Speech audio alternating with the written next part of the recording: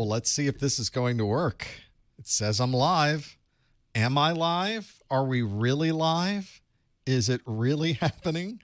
Hi, everybody. YouTube is absolutely having some problems today. We have just made it into the live stream. Nothing was happening a minute ago. Now things seem to be working, at least for the moment. Our stream health is very good. We are 1 minute before we start the normal show. Hi, chat room. Let's get the chat room popped out so I can talk to people. I guess we'll try starting on time. We'll see what happens. What could go wrong, right? It's only a live stream. If it breaks in the middle of this, I think we can figure it out, right? We'll see how it goes. In the meantime, I think we could just kind of start this thing. Let me check. Recordings are going down here. Recordings are going up here. We're on live. We'll see if that's there. I've got things ready to go on Socrative because I've been sitting here the last 30 minutes with nothing to do. And I think we're ready. Let's get this out of the way. Let's get our presentation running. And let's see how we do. Play that. Does that work? It does. I think we can do a live stream, everybody. Let's see how this goes. Hang on. This will be a lot of fun. Let's go. Hello, everyone. Welcome to the March 2020 Professor Messer Security Plus Study Group, coming to you live from Messer Studios. Thanks for joining us. Thanks for being here. Hi, everybody in the chat room. If you would like to join us live on one of these events, you could always check our calendar on our website at professormesser.com/calendar. For this study group, in this first hour, I will be asking you questions that come directly from the CompTIA exam objectives, and then you will be answering them online. I'll tell you how all of this works in just a moment. And then you will also be joining us to, in the second hour, I'll open up the phone lines. We'll kind of turn the whole thing around. Instead of me asking you questions, you can ask me some questions. We'll see how that goes. And we'll hope everything stays up and running, because we almost weren't able to do the study group today. This is working out okay so far. We'll see how it goes. If you would like to join along with us and you're here live, you can participate by popping open a brand new browser window and typing in professormesser.com/QA. If you go to professormesser.com/QA, then you will find there's a question waiting for you. So that will be something you can see in just a moment. If you have a mobile device and you would like to use the app, you can try the Socrative Student app. That's what it's called, Socrative Student. And it will ask you for a room name. The room name is Professor Messer. All one word, PROFESSORMESSER. So that's how that works. If you are able to get to those pages, then you will see a question that is waiting for you that says, 14 laptops are expected to be stolen from an organization over the next 12 months. Which of the following would describe the total cost of these thefts? Would it be ALE, ARO, AAA, SLE, or MFA? So put in what you think the right answer is. Please, no answers in the chat room. You want to go to professormesser.com/QA, and we'll come right back to that question in a moment. Today, we're going to talk about the SY0-501. That is the latest version of the Security Plus exam. This exam was released on October the 4th of 2017, which means the expected retirement date for these current questions, but when I wrote this, was March of 2021. I have no idea how the recent changes in the world will be changing those dates, if at all, but let's use those at least as a point that we can put on the calendar, and we'll see how things change once we learn more from CompTIA once all this is over. The important part about that is that March 2021 is a year away. So if you're studying for your Security Plus certification and you're here in March of 2020, you have plenty of time to study, and that's the important part. To be able to pass this exam, it's a single exam, 90 minutes long, a maximum of 90 questions. You need a score of 750 out of a range between 100 and 900. So it's an odd range. It's an odd scoring system.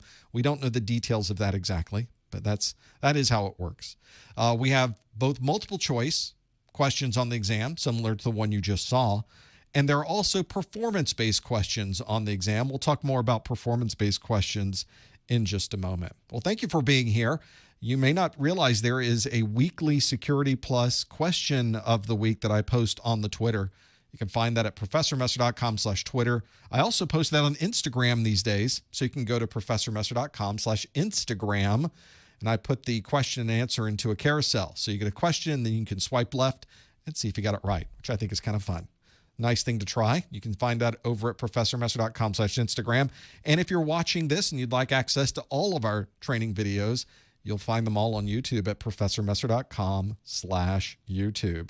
I'll also remind you that all of the important text, practically all of the text from every single video that I've created for Security Plus, all of the graphics, all of the charts, all the diagrams that I've created are all in one place. Instead of going through 150 plus videos to grab all of this information, I put them all into one single document. And this document is my Security Plus course notes. The Security Plus course notes are a single place to go. Here's what they look like.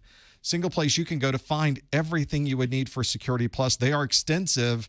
How many pages are they up to? 94 pages, something like that. For instance, let's click on symmetric and asymmetric encryption. There's the link directly from the video, and then all the graphics that I created for symmetric and asymmetric digital signatures. It's all in there. All of this is available at professormesser.com/securitycn. For those of you watching on the screen, there's a book version of it as well, which is exactly the same thing. It's just in a printed form that we make from trees that we've killed, and we make it into very high quality paper in color, nice, perfect bound, binding on. It's a nice book. And if you purchase the physical version of the book, you get the digital one free. So you got a choice. You can buy the digital one or you can buy the physical one. Just depends on how you like to work, I think. More details of that are available at professormesser.com/securitycn. If you're buying things from Amazon right now, and a lot of people are going to Amazon and buying things instead of going out, one way that you can help the site is to go to professormesser.com/Amazon before going there. And that doesn't cost you anything extra. You pay the same low price you've always paid at Amazon, but they give us a bit of a finder's fee, a little bit of a commission. So you can find that at professormesser.com/Amazon, an easy way to support the site. And it actually does help. Thank you so much for your purchases that you keep making and that you have made so far through that Amazon link.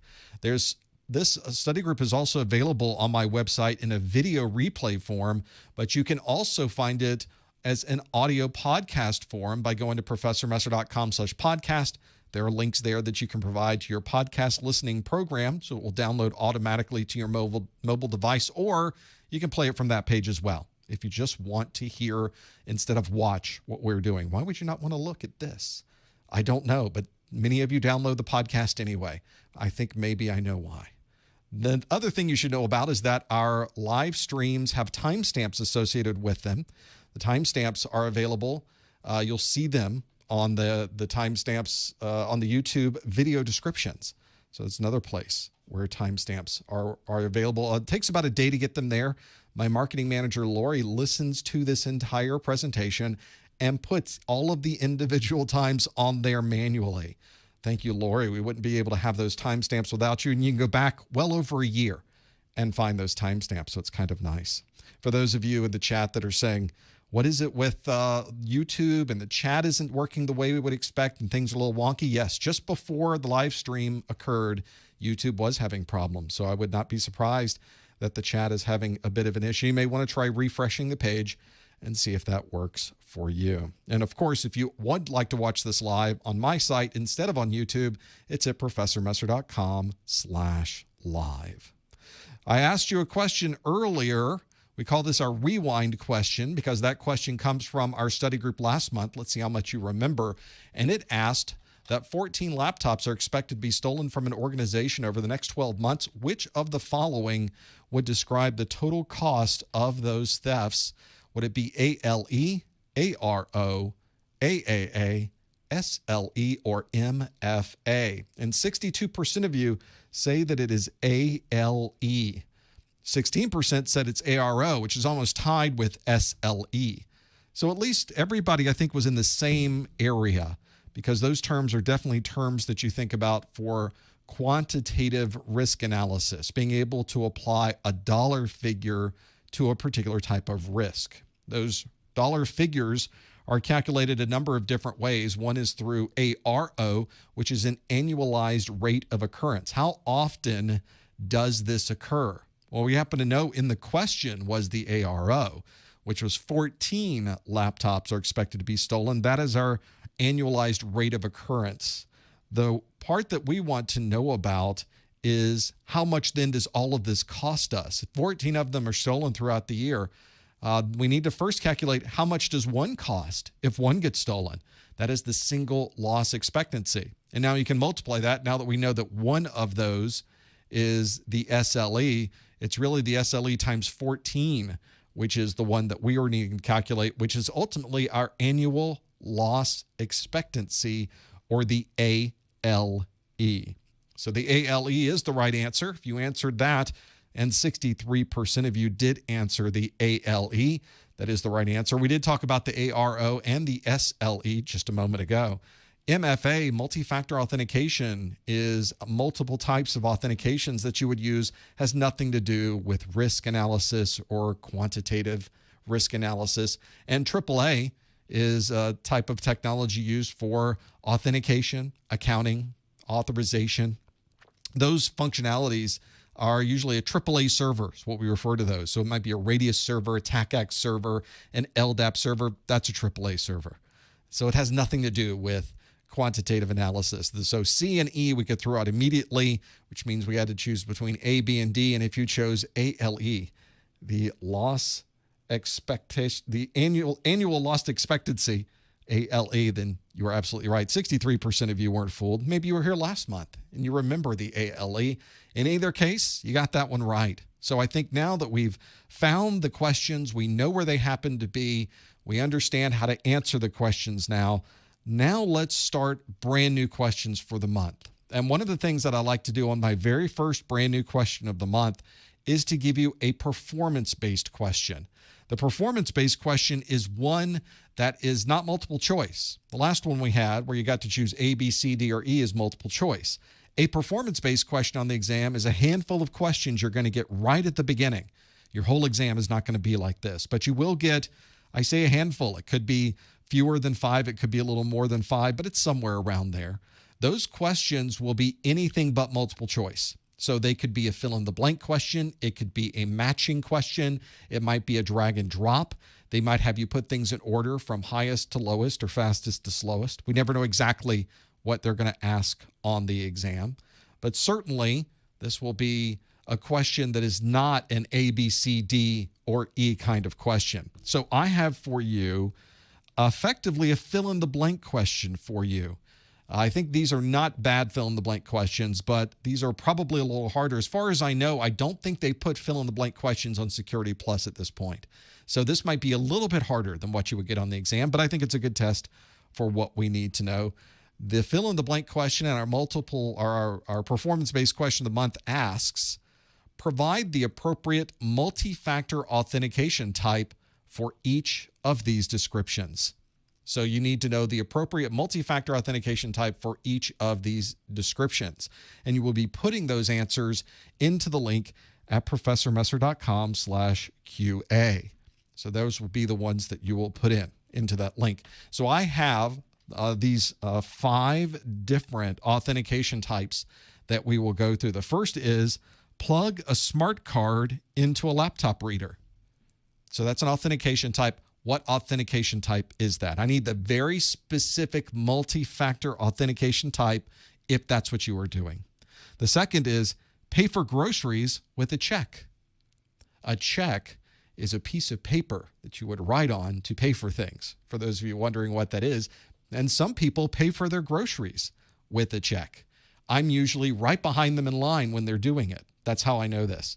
And so you need to tell me what the multi-factor authentication type is for that, which, by the way, will be different than the multi-factor authentication type for plugging in a smart card into a laptop reader.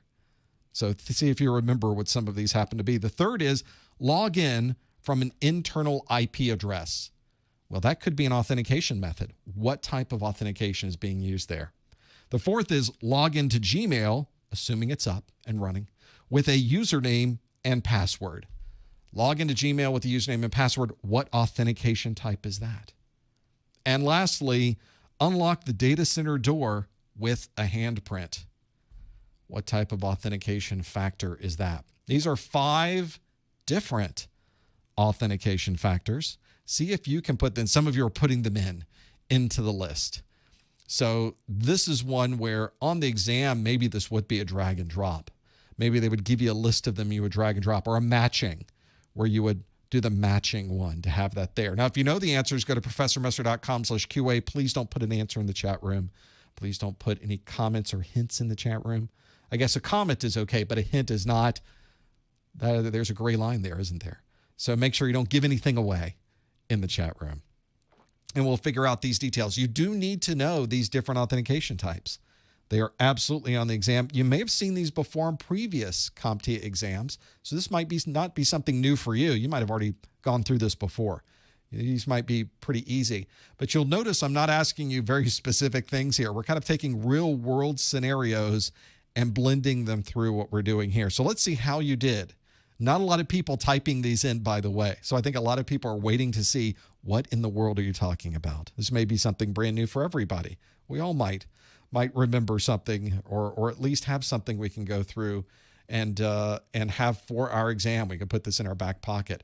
Let's step through these one at a time. I'd like to provide the appropriate multi-factor authentication type for each description. So let's see how this goes. The first is plug a smart card into a laptop reader.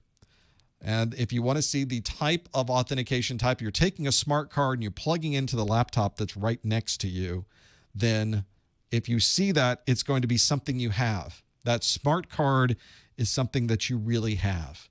So that is one of those scenarios where you can't authenticate unless you've got the smart card, where you're going to need to have that with you. So pretty important to have that there. Second on the list is pay for groceries with a check. How is a check authenticated? How do people authenticate a check? I guess the people only doing the authentication are at the bank. And at the bank, they'll check they'll see what you've written on the check, and they'll see if that matches a signature that you happen to have on file with the bank. And if the two things match, they authenticate it. They don't always check, but when they do, that's how they are going to go doing that. And so they're looking at a signature. A signature is something you do. Signature is very unique to something you do. It's very difficult for somebody to match your type of signature and having that there, but something you do is certainly one of those options. Next on the list is log in from an internal IP address. The idea being, if I know that you're on an internal IP address, then you must be on one of our protected internal corporate networks. So there is a bit of a geography that we can associate with that. You must be in one of our buildings. You must be connecting in through a VPN. You must be in a place where we know where you happen to be. You're certainly not in another country, in other words, which means that we know somewhere you are. And somewhere you are can be a very useful authentication type so that we know that's going to happen. Fourth on the list, log into Gmail with the username and password. Logging into Gmail with the username and password is something you know. You know your username, you know your password most specifically. Password is the part of the thing that you happen to know. And last on the list is unlocking the data center door with a handprint. It's the only authentication type left on the list of things you need to know, which is something you are. You know, your hand is something you are. So unlocking the data center door with a handprint, something you are. So going through these again, we have plugging a smart card into a laptop reader is something you have. Paying for groceries with a check is something you do. Logging in from an internal IP address is somewhere you are. Logging into Gmail with the username and password is something you know. And unlocking the data center door with a handprint is something you are. So there you go. That is exactly what you need to know to be able to answer those questions, be able to break those out. Hopefully you were able to step through those, even though I realize for those of you watching live, some of this is going up and going down, and Google is not in the most stable of place with YouTube right now. Just keep hitting that refresh button and hopefully we'll come back to you. I apologize for that, but unfortunately I have no control over it. So we'll see how it goes. Hopefully you did pretty well with that performance-based question. I think a lot of people think performance-based questions are going to be very, very complex and very difficult to understand. But in fact, they're really just asking you the same type of thing they would ask you in a multiple choice question. They're just asking you in a different way. So these aren't any more difficult than what you might find for multiple choice. They're just a different kind of format, I think. Let's do some multiple choice questions then. Now that we've got our performance-based question out of the way, the next question I have for you asks, a financial company has installed a backup generator to protect against intentional power disruption. Which of the following security controls would best describe this installation? Would it be physical, administrative, deterrent, preventive, or compensating? A financial company has installed a backup generator to protect against intentional power disruption. Which of the following security controls would best describe this installation? Would it be physical, administrative, deterrent, preventive, or compensating? If you think you know the answer, please no answering in the chat room, no hints in the chat room. We want to lock in our answer by going to professormesser.com/QA and lock in your answer right there. Yes, this is one where you will need to know these different types. I think maybe all 5 of them might be listed here. So I'm not making up any of those answers on this one. These are all actual security controls. We just have to categorize things in the right place. And I think this one, if you step through them one by one, you may be able to piece together what they happen to be. Be a good one to go through and figure out the details. Some of you in the chat room are asking about testing right now. Obviously, most of the test centers are closed.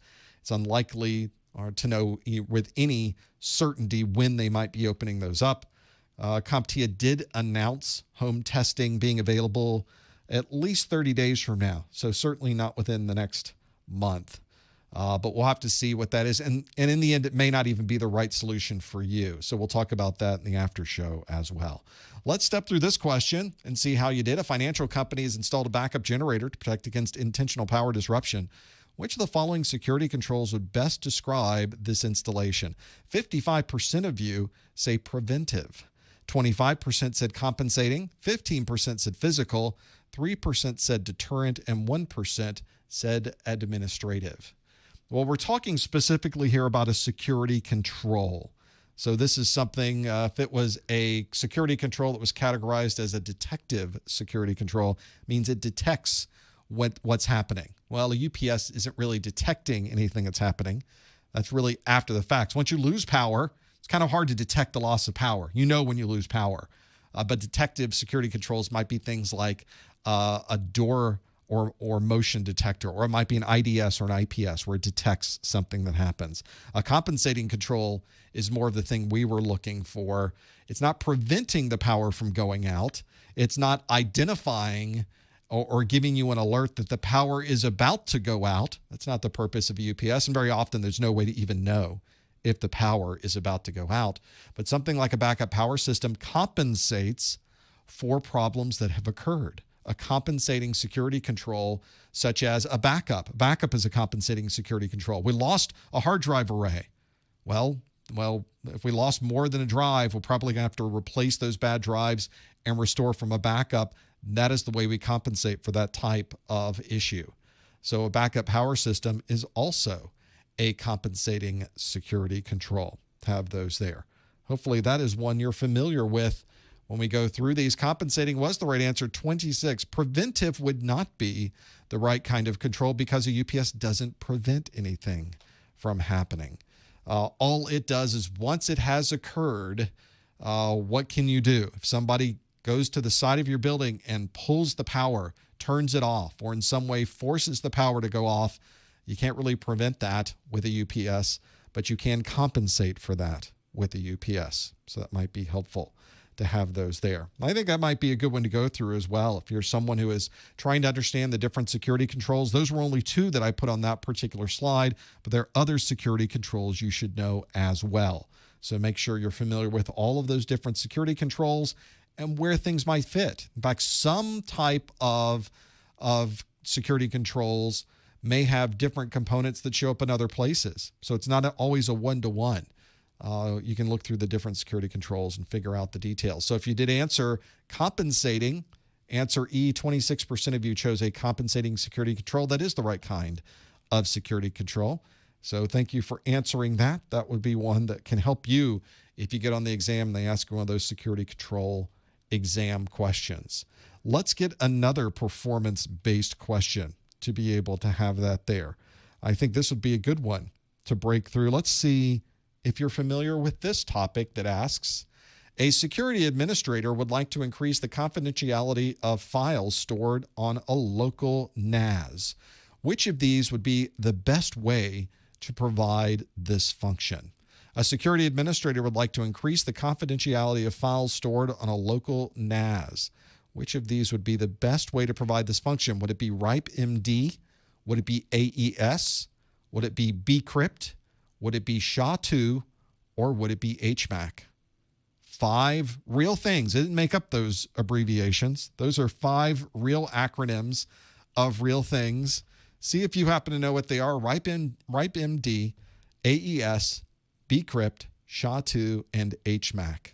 So hopefully if you're a security administrator and you would like to increase the confidentiality of files stored in your local NAS, you would choose the right function for that as well. Maybe that would be one you're familiar with. If you think you know the answer, go to professormesser.com/QA. Please no answers in the chat room. Please do not put any hints in the chat room. We're all going to pretend we don't have Google available. In some cases, like today, maybe you really didn't have Google available. It becomes more of a challenge to deal with that. Have a look at those answers and see if you can figure out what all of those are. They do sound like I made them up, isn't it? Doesn't it sound like one of those things I made up? Some of those do. Some of those answers are pretty out there. So go through and figure out the details of that as well. This is something that does occur. Someone may show up at your desk and try to figure out what you're going to do to resolve this particular problem, you as the security administrator, and you may be presented with some of these options. Which one would you use to be able to do that? Hopefully that would help and be able to break those things down. This is also a situation where the questions on the exam may not ask you directly what those abbreviations mean. In fact, you're not going to get those types of questions, those trivia type of questions on the exam. They don't ask you, what does AES stand for? What does RIPE-MD stand for? You'll never get a question like that. You'll always want to know how those technologies are implemented, what you would use them for. So that's a very good example of being able to interpret a requirement and apply it back to a type of technology. So hopefully that'll be something that can help you as well. Let's see how you did with this. We can go and have a look at this that says a security administrator wants to increase the confidentiality of those files that are stored on a local NAS. Which of these would be the best way to provide this function? We're a little torn as to how we would think about approaching this. 39% of us, not a majority, but certainly a plurality, said AES would be the right answer. 29% said we would use SHA-2. 21% said that we would use bcrypt. 6% said HMAC and 4% said RIPE-MD. So those single digits don't give me a lot of hope that those would be the right answers. Well, parsing out this question, you need to focus on what's being asked. Obviously, we have a local NAS. This is a network-attached storage device. So we have files that are being stored, and we want to increase confidentiality. Whenever you see the word confidentiality, especially as it applies to IT security, we're talking about encrypting data. So you should list through all of those to be able to break down what the different options are here that would provide some type of encryption that would apply to files that are stored on a NAS. And if you break those down one by one, you'll see the only option here that makes the most sense would be AES, the Advanced Encryption Standard. This is a very common encryption type used on many different technologies. If you are using a wireless network right now, you're probably connecting over WPA2 if it's a protected network. WPA2 uses AES as the encryption methodology. So that is one where it would help to know that AES is a type of encryption that provides confidentiality, and therefore you can apply it to the files that you are storing on these systems. This is one where looking at this list, AES, 39% of you did say AES, and that is the right answer for that one. These other options that are here, none of the others provide any type of encryption for files. So that's one where hashing is primarily where most of these answers are coming from. A hash is creating a message digest based on the content of an existing file, but it's not providing any confidentiality of the data itself. It's simply creating something that we can apply later to see if maybe that information might have changed. But whenever I create a hash of a file that might be stored in a NAS, that hash does not contain the data from those files. It's a unique representation of that particular file, and there's no data in there. The file still stays the same. In fact, it doesn't encrypt the file when we're hashing it. The hash stands alone by itself. You'd still need to have some type of encryption technology to provide the confidentiality, and the only encryption technology on this list that applies to files like that is AES. In fact, the only one on this list. bcrypt is one that does provide some type of encryption functionality, but it's as a library. This is not a function that provides anything directly to a file. It's a technology you would create into an application that might then provide encryption. So really not the best answer. And of course, this question asked you which would be the best way to provide this function. AES would be the best way to make that happen. So the questions on the Security Plus exam have a similar style to this. In fact, many of the questions are a little bit larger than this. There are a lot more reading involved for the questions that you'll find on the exam. And as people came to me and said, they've gone to these study groups, and they've gone through these questions, they've looked at the questions that I put on my website, they've looked at my weekly pop quiz questions, and they're finding the exam takes it to the next level. There's a lot of reading. They take multiple ideas and combine them together. And I thought it would be nice on the Security Plus exam if you had something that had a similar structure that you could study from before you walked into the exam. So what I did was I created 3 separate complete practice exams. These are 3 90-question exams. 5 questions on each of these exams are performance-based questions, so a total of 15 performance-based questions that nobody's ever seen before. These are all specifically written for this practice exam book, are available in here in each of those practice lists. Now, the practice exams themselves are pretty big. There is a lot available on this, plenty of detail. In fact, I'll break this down for you just to give you an idea of how I wrote this, as I thought it was important that you know the answer to questions. So let's get into maybe the first set of questions. I'll find some multiple choice questions that we can look at and break this down a little bit. So we'll look at a single page of questions. We'll take the one at the top, which asks, a system administrator, Daniel, is working on a contract that will specify a minimum required uptime for a set of internet-facing firewalls. Daniel needs to know how often the firewall hardware is expected to fail between repairs. Which of the following would best describe this information? Is it MTBF, RTO, MTTR, or MTTF? Now, if you want to know the answer in a big list of answers, you can click on Quick Answer, and it will take you right to the page. Or you can click on the details, and that takes you to a page of just this question. The answer is A, MTBF, and it tells you why it is MTBF. And perhaps more useful, in my mind, is it tells you all of the other answers that were wrong and why they were wrong. This is perhaps the biggest downfall I find when you're trying to study from practice exams, is that it doesn't tell you why the question you chose incorrectly was chosen incorrectly, and you're missing an opportunity to learn some of that content. So for every single question that's in here, I tell you why it's right, and I tell you why all of the others were wrong. And then at the bottom of the question is a link that gives you link back to the video that describes the topic that was covered in the question. There's also a QR code. If you even want to get your phone right now, turn the camera on and just point at it. You don't have to take a picture, but if you point at it, the camera function of your phone will recognize that's a QR code, and it will take you right to the video so that you can then watch the video, which is useful if you have the physical book.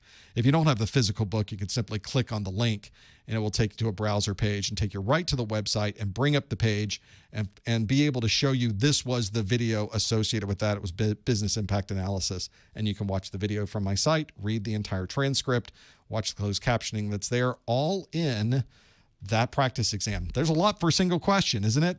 Now there's 90 questions and 3 separate exams of 90 questions in that book. So very useful.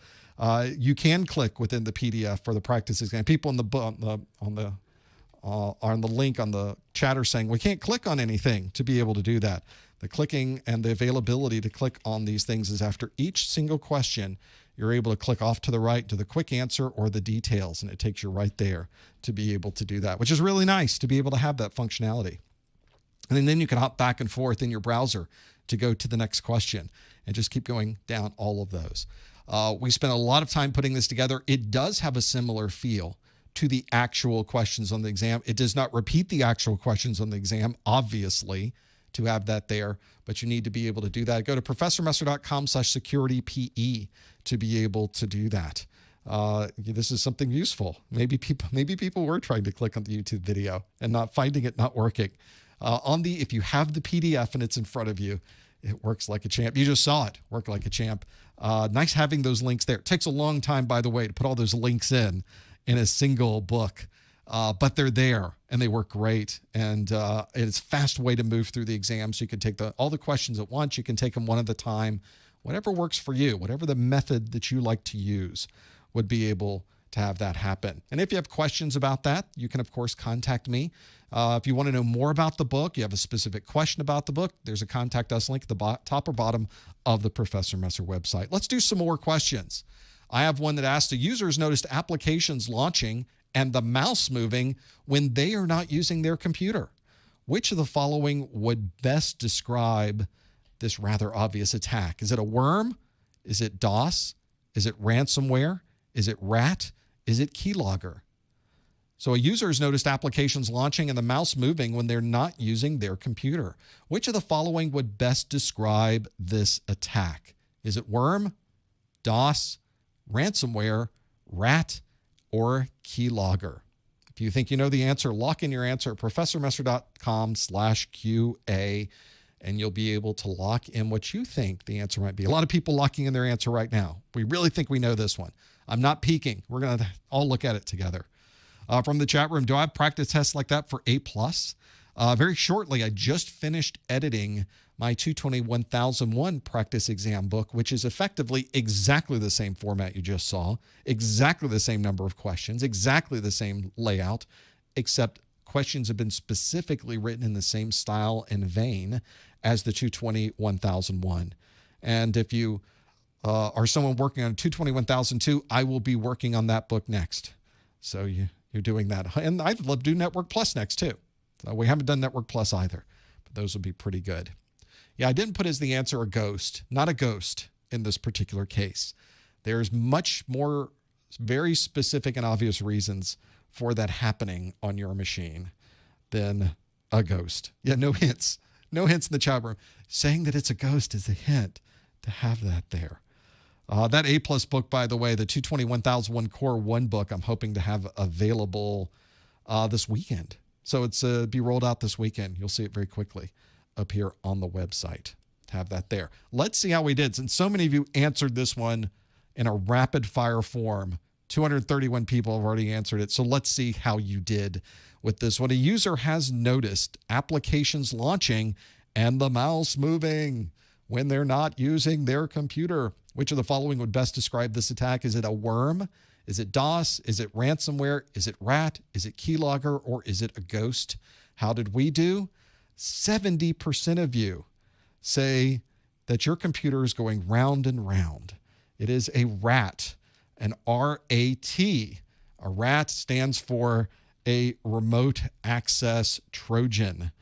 Rat, a remote, you might also see this referred to as a remote administrative tool. So this is a very common way for the bad guys to get some very malicious code onto your system. I demonstrate this in my video that shows this, or at least show you a breakdown of what I did with this. So being able to move things around your screen is the least of your concern, because a remote access Trojan or remote administration tool can do a lot more than just move things around the screen. You can log what people are typing. You can copy files and transfer files back and forth. This would be a remarkable piece of software to be running on someone's machine because it effectively gives someone full control of the system as if they were sitting in front of it. A very, very bad tool to use. The one that you're seeing on the screen now is one called Dark Comet Remote Access Trojan or Remote Administration Tool.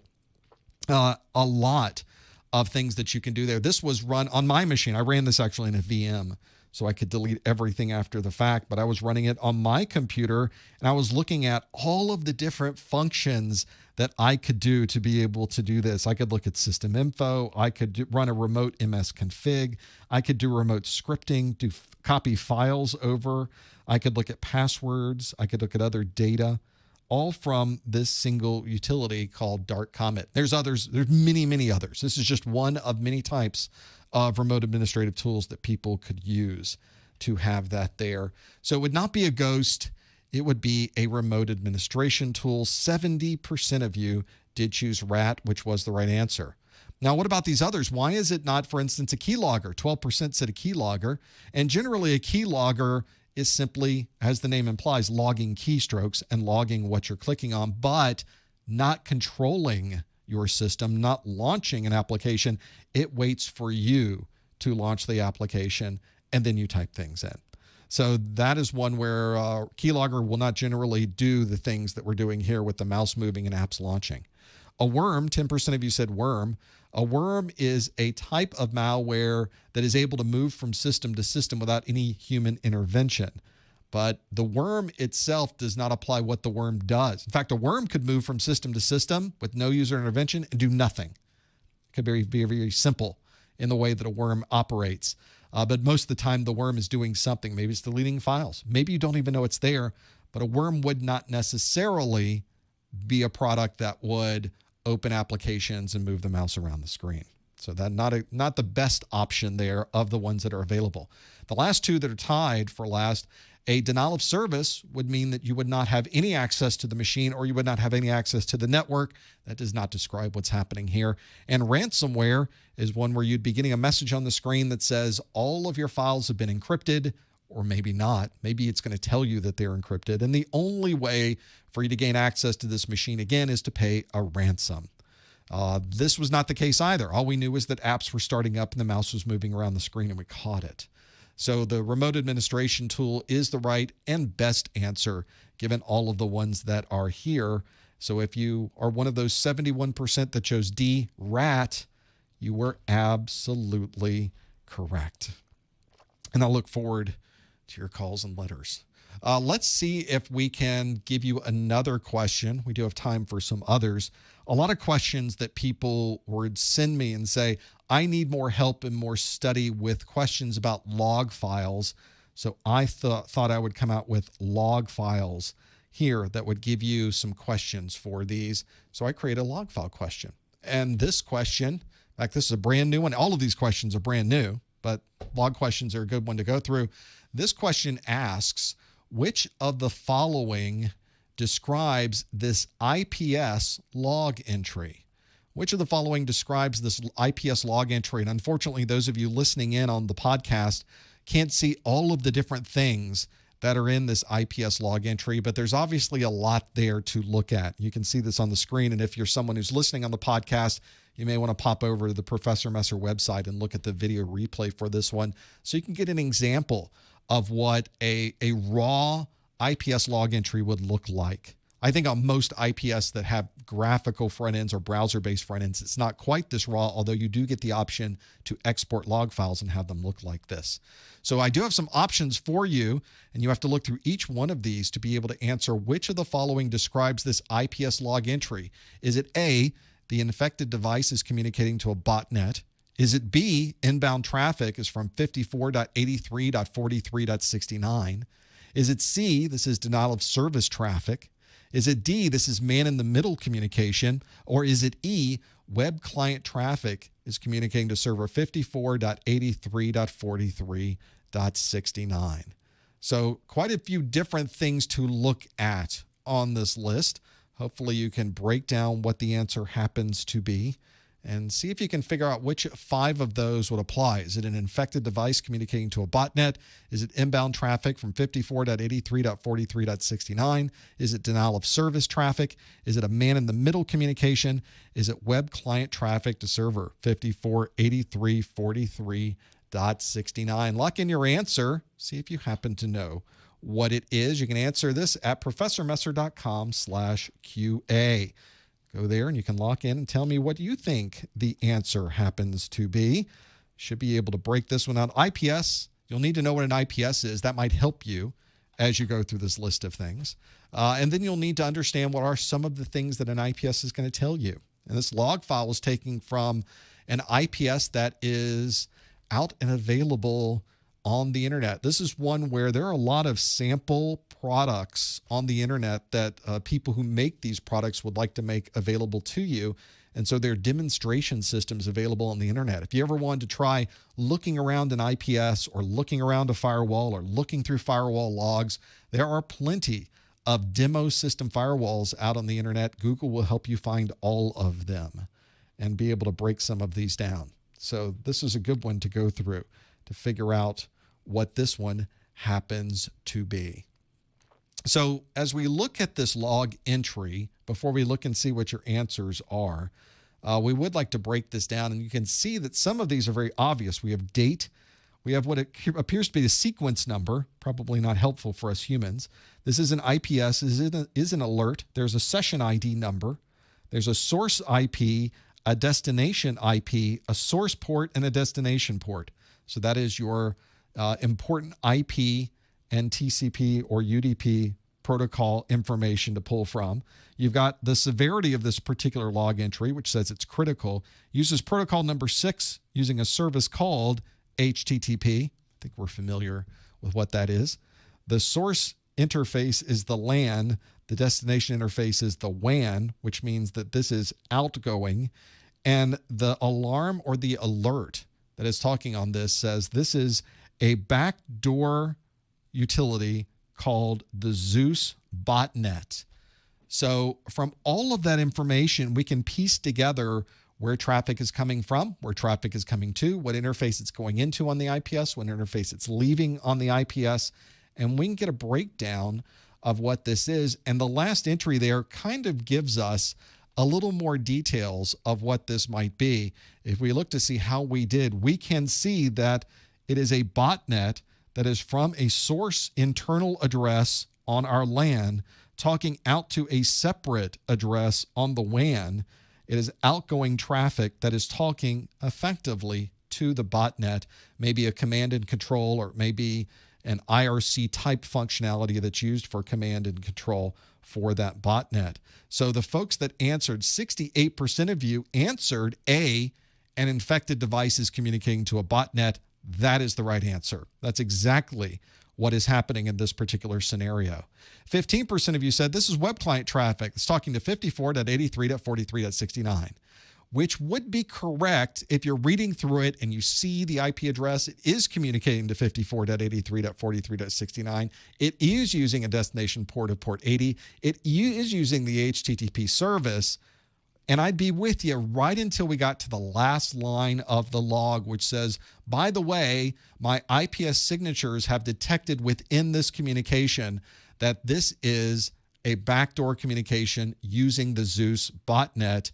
So this would not be normal traffic communicating to a web, from a web client to a web server. This is much more involved than that.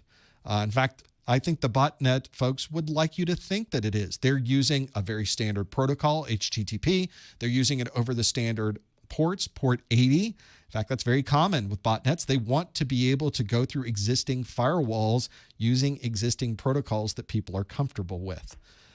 It's not inbound traffic. We saw that it was sourcing in our LAN on our local network and going to a destination address. We could almost figure that out from the IP addresses because the IP address for the source is a 10 dot address. It's an internal address. And the destination address is not a public or private IP address. It's a public IP address, 54.83.43.69.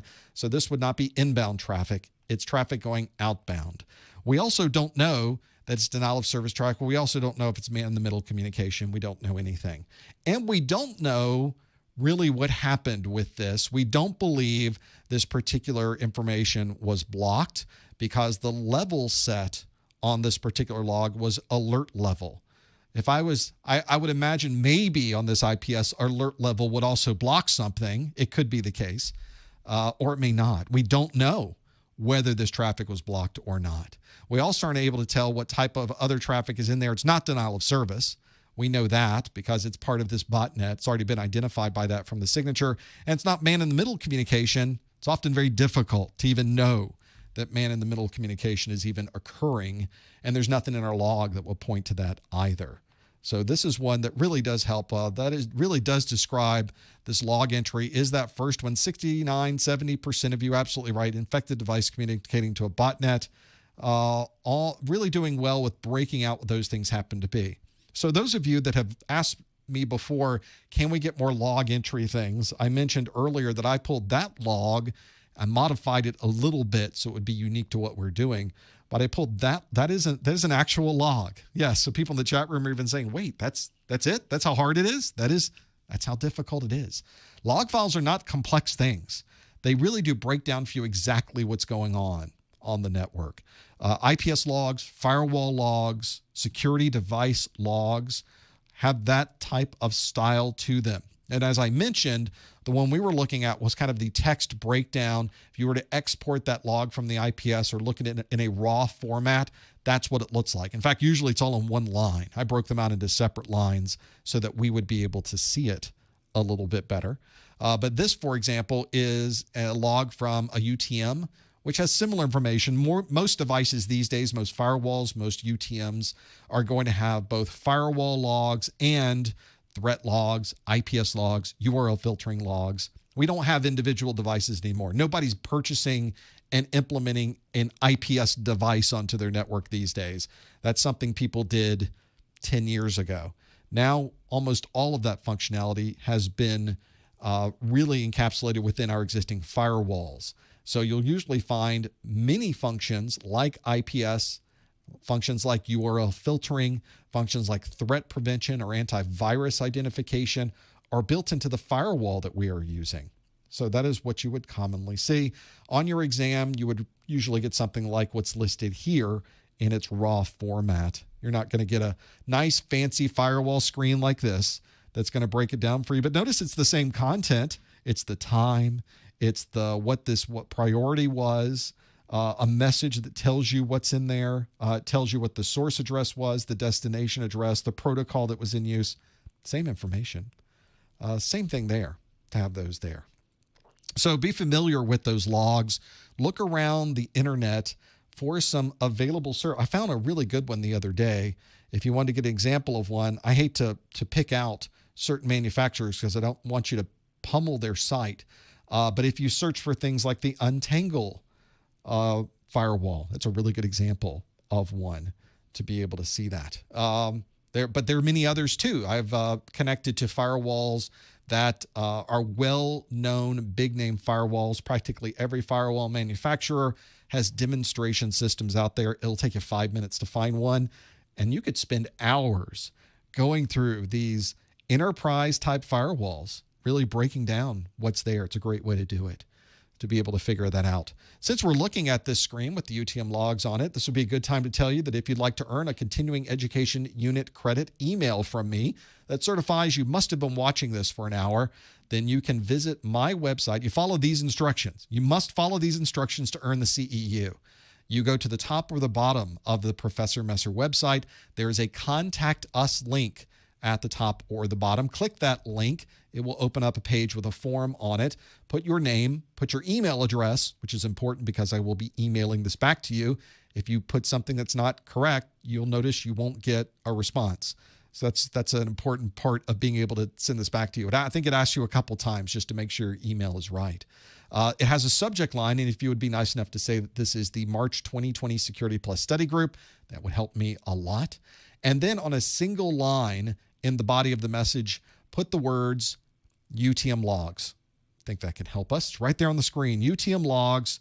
Put that right into the message. You're also more than welcome to put anything else you would like into that message. I'm the one reading through them. I don't know that I can answer or reply back to every single one of them because we get hundreds and hundreds of these requests in a single study group, but I'm more than happy to send you. I do read through every single one of them, and I will send you back the CEU for this. I have an automated process that helps me. Once I validate it's correct, I click a button, it rebuilds everything into a separate email, digitally signs it, and sends it off to you. And that's the real secret, is you get an email from me that has been digitally signed. So you can't change that from 1 hour to 10 hours. Nope, can't be done, because if you do that, the digital signature will not validate. So you may even want to test to see if your validation of digital signatures is working properly. I'll leave that as a lab task for you to figure out how do you get my public key, and then how can you validate it from the digital signature that's there. And if you run into a problem with that, send me an email. I'll give you some hints. We kind of break it down. So some of this could be a nice Security Plus lab for you as well, to be able to break those through and figure out the details. Let's see if we can break this out. One quick question, though. In the chat room, people said, I've seen the words IPS, especially on this picture, on this question. I talked about an IPS log entry. Is that the same as IPsec? It is not. Very different things. IPS in this context is an intrusion prevention system. IPsec is a standardized protocol used for not only encrypting, but also protecting the data within network communication. Commonly, we use IPsec as a way to create an encrypted tunnel and communicate securely over a network. IPSs, intrusion prevention systems, are used as devices on the internal of our network that are usually watching network traffic come through, and they're looking for people attacking or known vulnerabilities within that. So lots of things that you could do for that. You can usually think of an IPsec as a type of virtual private network, VPN. IPS, intrusion prevention system, is, as I mentioned, these days usually integrated into larger firewall systems to be able to watch those. We got time for another question. Let's squeeze another one in before we get an hour of these through here. So let's see if we can break this out for this next question. Here we go. The question asks, a server administrator needs to run performance baselines on a new application that has not yet been deployed. Which of these environments would be the best choice for this analysis? Would it be production, test, staging, or development? Only four in this case. Got 25%, right? 25% chance if you don't happen to know what it is. A server administrator needs to run performance baselines on a new application that has not yet been deployed. Which of these environments would be the best choice for this analysis? Would it be production, test, staging, or development? Figure out the details of that, and you can break these down and answer your question. Lock in what you think the answer is by going to professormesser.com/QA. Be a great way to do it. They all do sound very similar, don't they? And to some degree, I guess they are very similar. We'll have to break down what those happen to be. Each one of them does have its own place, though. They all have their own important place to play in the whole process of getting an application from the idea of an application to actually people using the application and being able to break that out. See if you happen to know what those are. If you think you do, go to professormesser.com/QA and lock in that answer. It'd be pretty good to know this. One of the things I always like to do as I'm breaking down all of these is try to, if there's some that you know just don't apply, throw it out. That might help you too, to be able to get that there. So the folks in the chat room, that people, you have a girlfriend who's in QA, you're not allowed to ask her. Nope, you can't ask Google and you can't ask girlfriend. Doesn't work. Nope. She's not going to be there in the exam room anyway. So you got to figure that out on your own. Maybe you can get it down to at least 2 of these. I only gave you 4 different options because there were only 4 different types of environments that you need to know for the A+ or Security Plus exam. We are not talking A+ here. Being able to break those down. Let's see how you did. A lot of you already answered. Well over 200 already answered this one already. A server administrator needs to run performance baselines on a new application that has not yet been deployed. Which of these environments would be the best choice for this analysis? 60% say it's the test environment. 27% say it's the staging environment. 11% say it's development, and only 2% say it's production. Well, this is one where these working environments are pretty important to know about. Whenever you start breaking them out, the environment that is the development environment, only 11% of you said it was development. That's where the developers work. It's kind of a giveaway, isn't it, in the name? That's where the developers do all of the work that they are working on. So that's not the one that you are going to ever start doing any testing with, because if you've ever worked with a developer's environment, it's a mess. How they're able to get code done here, it's their own, they're writing the code raw. They're breaking it every day. They're fixing it every day. It's like Legos that they're building up, they're breaking down, they're building the Legos up again. It's not a place where you would ever expect anything to work and be able to do testing with. So definitely not development and able to work with that. So some of you said, how about test then? Test would be a good place to put all of these things. The test environment is one where if you're doing QA, you're doing quality assurance. If someone's girlfriend was doing quality assurance, they would be doing it in a test environment. They get all of the code. The developers say, we're ready for you to test it out. We finished all of our work. We've got all the bugs out of it that we know about. Now let's give it to you.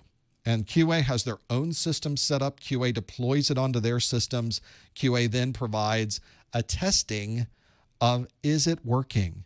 Is it in a situation where there are bugs? Maybe they run across something that is a massive bug that nobody knew about. That's why we have QA to help us out along those lines. They find something that's a significant problem.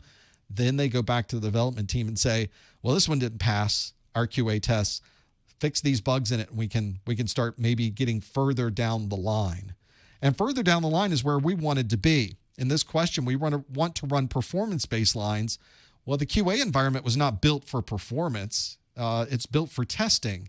It's not built for hundreds or thousands of users hitting this application. It's built to see if we can run through a series of tests. So we certainly would not want to do performance testing in a test environment, although the name seems to imply that you would. That is not actually the case.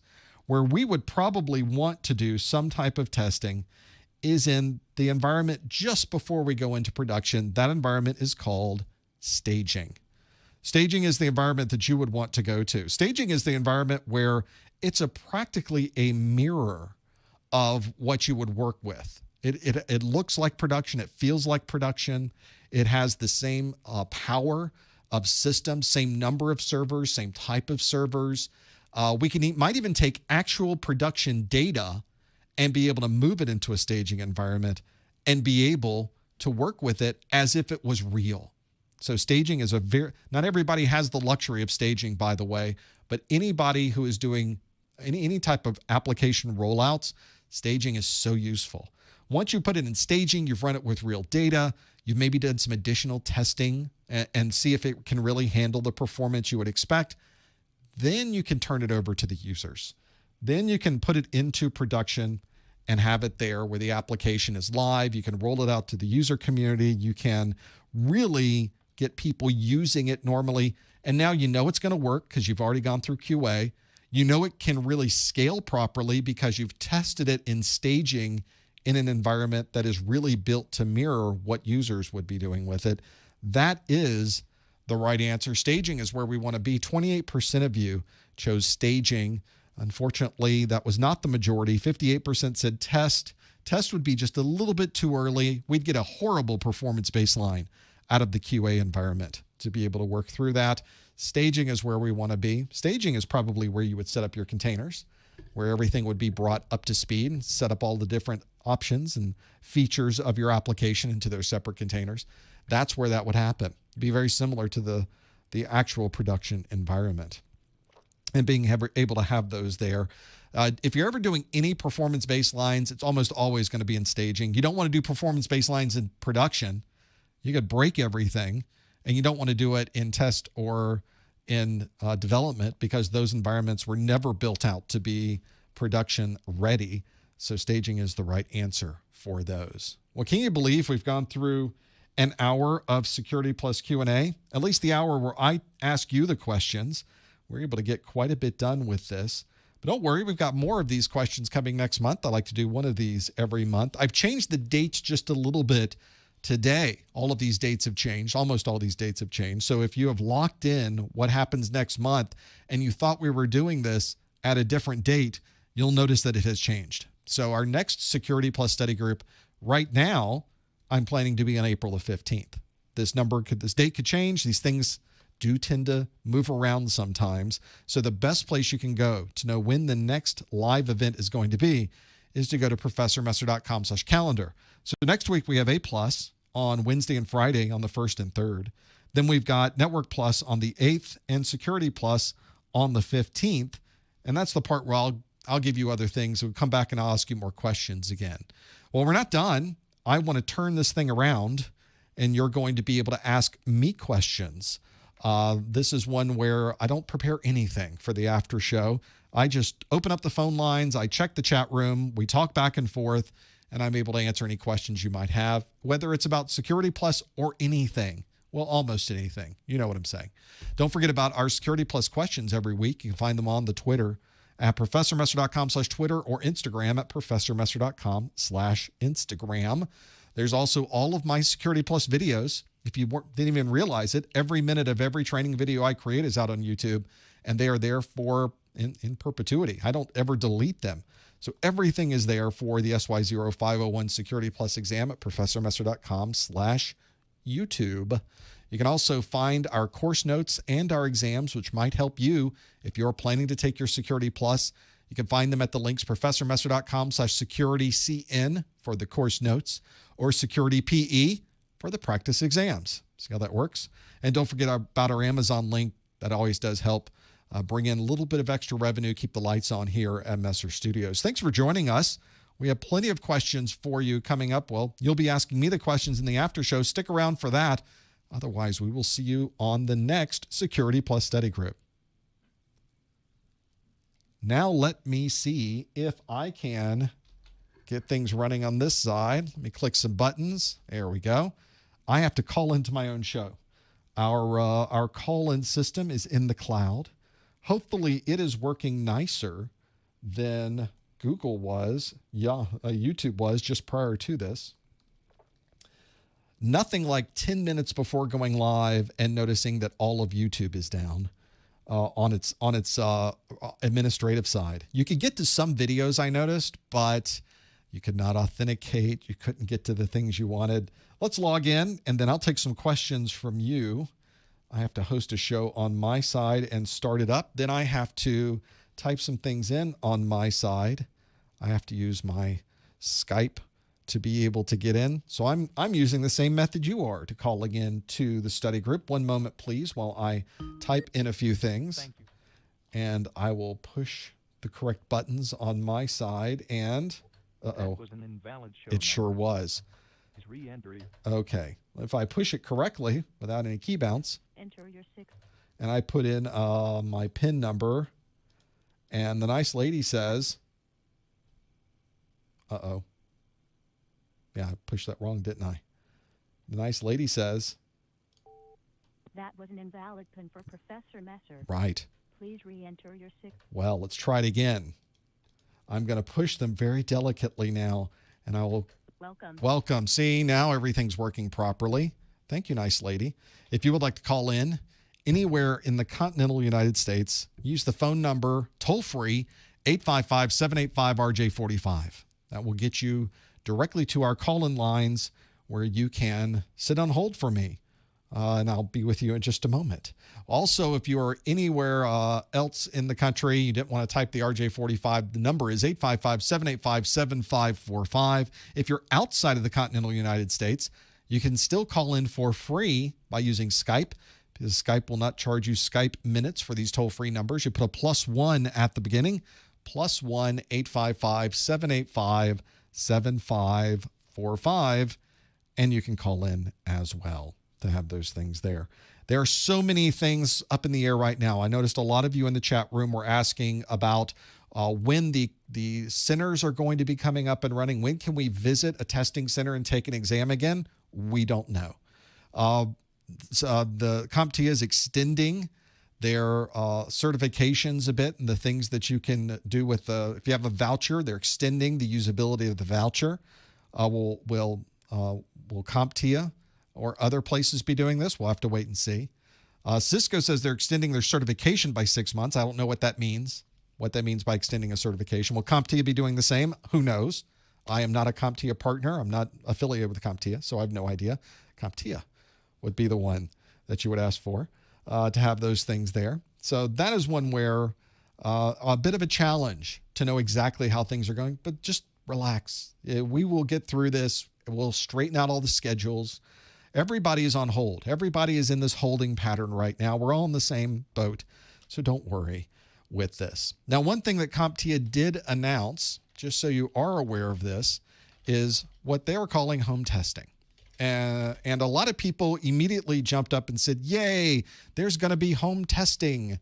But I will tell you that you may not want to do any home testing quite yet. Home testing makes a lot of sense for people who either don't have access to a testing center, or perhaps they are in a time crunch where they have to get this job, but to have the job, they have to get the certification. So there's challenges they have from a timing perspective. CompTIA has on their website at comptia.org an entire breakdown of what those remote testing options will be. But I will tell you that remote testing is probably the worst way to test for a certification exam. I would avoid, if this was me, I am avoiding remote testing. I hate remote testing. I don't find it at all a good testing experience. You have to test at home. You have to be in a room. You first have to have a camera on something that can turn around and see the room, usually a laptop or a camera that's easy, because somebody has to see 360 around.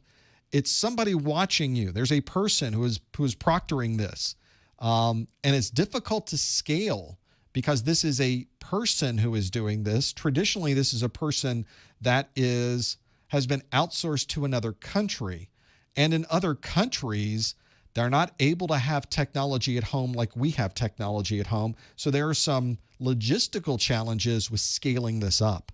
Not to mention logistical challenges with getting applications to run properly on many, many different kinds of desktops. What happens if the network link fails in the middle of the exam? There's so many different problems with this. And of course, we're talking security and security plus. You have to load some software on your computer that then has access to the camera and probably who knows what else it might have access to. There's a significant security problem. I would imagine most companies would never want you to install this software on their computers.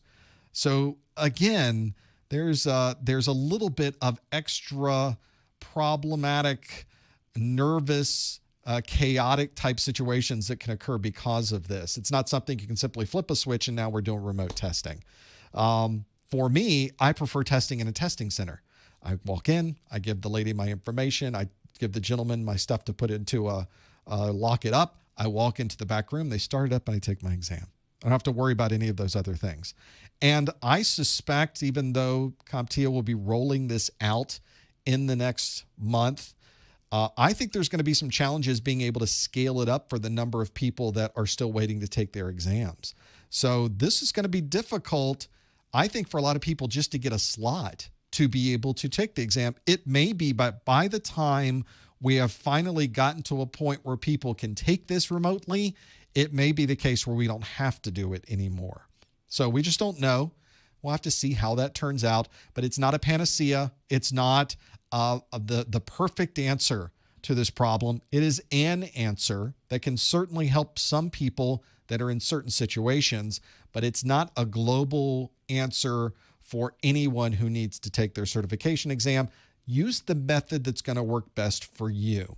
If this is a method that you've used in school before, you find it very easy, you have a place to test that's good, that most testing people won't mind, you have a very solid network connection, and you're comfortable with it, then perhaps it's something that would work for you. For many of us, perhaps there's too many barriers to do something like that. Find the one that seems to work best for you. For those of you wanting to call in, the call-in lines are full right now. Many of you are saying the call-in lines are broken. That number you hear, that message, thing that you're hearing is a busy signal. And as some of you have never heard a busy signal before, that's what a busy signal sounds like. So as soon as we get some people through and some of these lines open up, you will be able to call in. That's what that odd noise was. Let's go to one of those calls and see if we can get some folks listening in on the line from the 619 area code. Hello, caller. What's your name? Where are you calling from? Hi, Professor Messer. My name is Amar. I am calling from San Diego, California. Thanks for calling. What can we do for you? Okay, so I have a question on one of the questions that you just that we just went through. Okay. And the question that was asking about the environment, which environment would we use? And I think it was like testing, and there's the right answer was, I believe you said, I don't even remember because I was so confused by it. Staging environment, yes. Staging environment.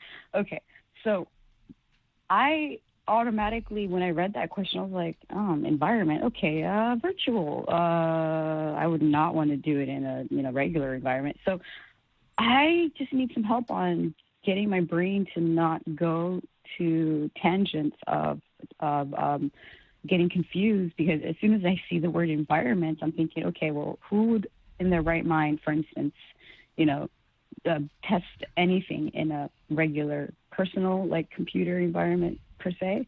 So I get confused, and then I'm like thinking, okay, yeah, that would one of the answers should be like a virtual environment, and there's no virtual. There was not. Obviously, so I'm like, and I find myself often in that type of situation. So This particular question, obviously, questions don't stand on their own. The answers don't stand on their own either. They are combined together to give you a perspective of what the possibilities might be in a particular situation like this one.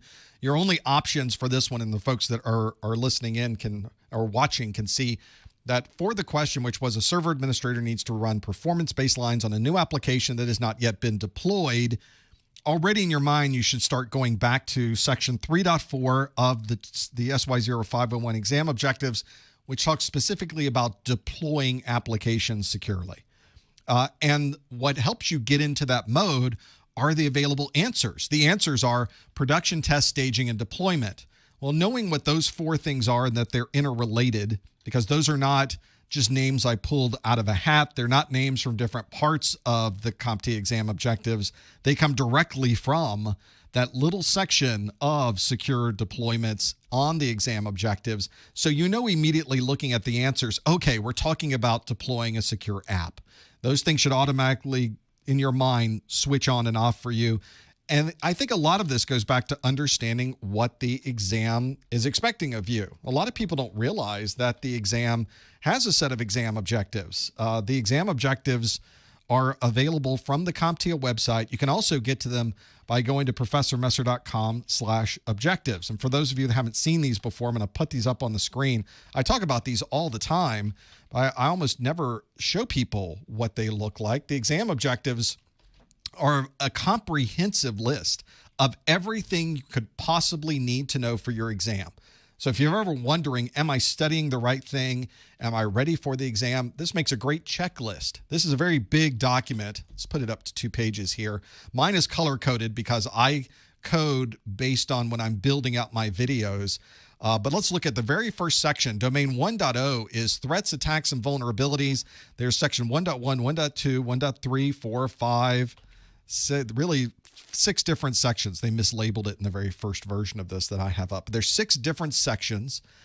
In the first section, which is given a scenario, analyze indicators of compromise and determine the type of malware. And they list out viruses, crypto malware, ransomware, worms, trojans, rootkit, keylogger, adware, spyware, bots, rat, logic bomb, and backdoor. So they give you a breakdown of all of these different technologies you need to know for the exam to be able to break those things down.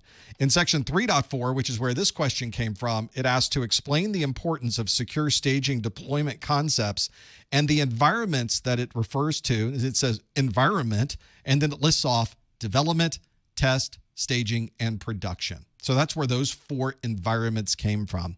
As people in the chat room and things that you even mentioned, well, couldn't those environments, are those physical environments? Are they virtual environments? They could be either. Who knows the way they're They're set up, I would imagine most environments these days are virtualized, but the question wasn't talking about the platforms you were using or how those platforms were being deployed. It was asking about the development process, and it was asking about the deployment process, and we know that based on the answers that we had. So based on those 4 answers, there's only one that really applies to the particular question that was being asked. And that's why I kind of took you down that road. And that's also why I gave you those very 4 specific answers. So you would really be focused on looking at all 4 of those, comparing them against each other, and then applying back to the question which one really fit the most. Once somebody deploys into production, once they deploy into any of these tests or development or staging environments, who knows what they're running it on? That wasn't part of the question. The question was really focusing on the deployment of the app. Okay, yeah, thank you. That cleared it up a lot, and I appreciate you actually putting up the test objectives, because I did print out for the N+, the CompTIA test objectives, and I was overwhelmed by the stack of papers, and so now it kind of gives me a little bit of a format of how to go through it. Now, I know there's a lot of callers, and I just want to be courteous and very, just share time, because everybody's trying to get to you, because you're such an amazing instructor that deserves, like, literally the world, but I can't give that to you. That's anyway, very kind. Thank you. Long story short, I just want to ask you. So right now in my course, the S+ course, we're doing obviously online because of the corona. Sure. We are using Daryl Gibson's Get Ahead, Get Certified, and I usually watch your SY+ videos, but I find it very difficult because my instructor goes like chapter 1, chapter 2, and then when I'm watching your videos, I'm like, wait, this section I'm not coordinating. How can I tailor it so that I can follow along with my instructors? This is Get Certified and Get Ahead. This is probably the biggest challenge people have, because the format, the ordering of the Security Plus exam objectives is it probably not. I would probably tell you it's not the best way to learn all of the content. It's not the most logical flow of information if you're trying to learn this content. For example, the first thing you learn about are all of those different viruses, worms, et cetera, et cetera. You don't even ease into it. Immediately you're learning these things. And each version of the exam is in a different structure. They move things around all the time. The people that write the books realize this. There's a lot of books available on the market to choose from. And Daryl Gibson's Get Certified, Get Ahead, his book is one of the ones that I do recommend on my website, because it is a good book and people like it. But that book, along with all of the other Security Plus books you will find, all are in a completely different order.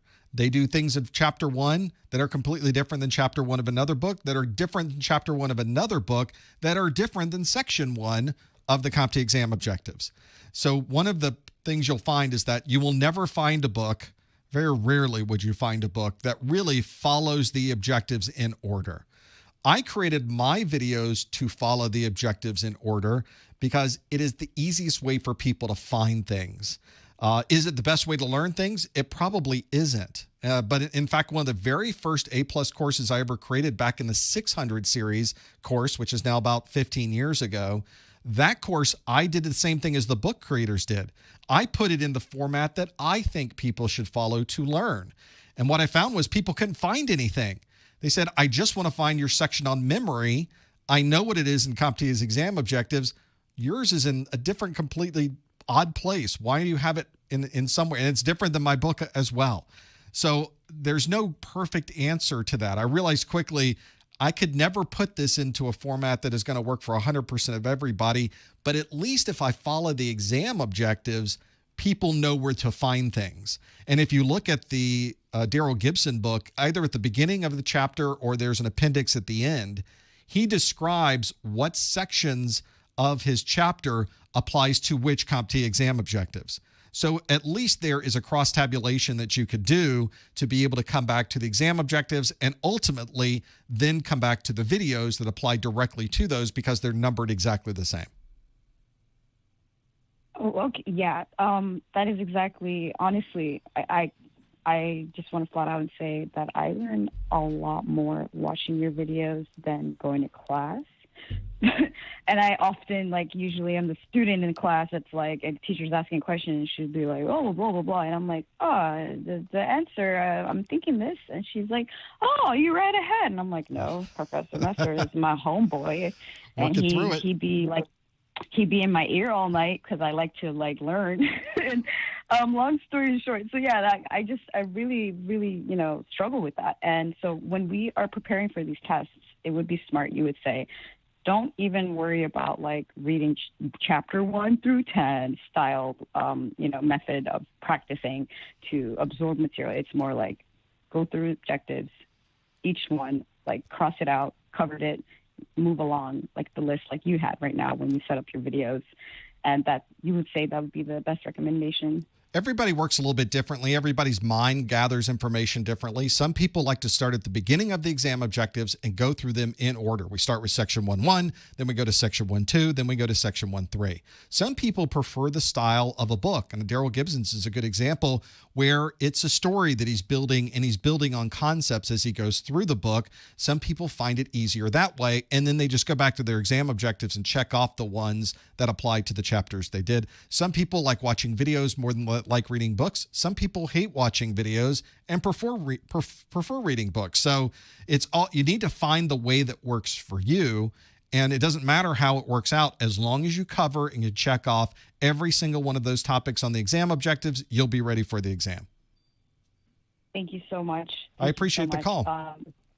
Yeah, and you have a great day. Anyone who needs the free Daryl Gibson PDF, I'm more than happy to assist because I gave everyone in the class a PDF free. That's too bad.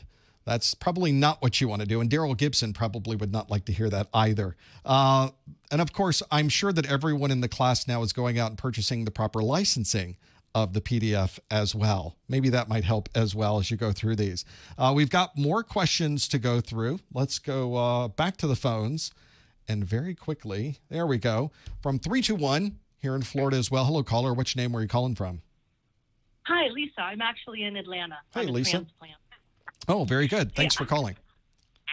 Thank you. Love your show. I have a wonderful question. I have a number of friends who have recently taken the Security Plus, well, in the past few months, and they keep telling me that the number of questions they're receiving on logs is getting more and more. And I'm tickled to death that you had a log question on your show today.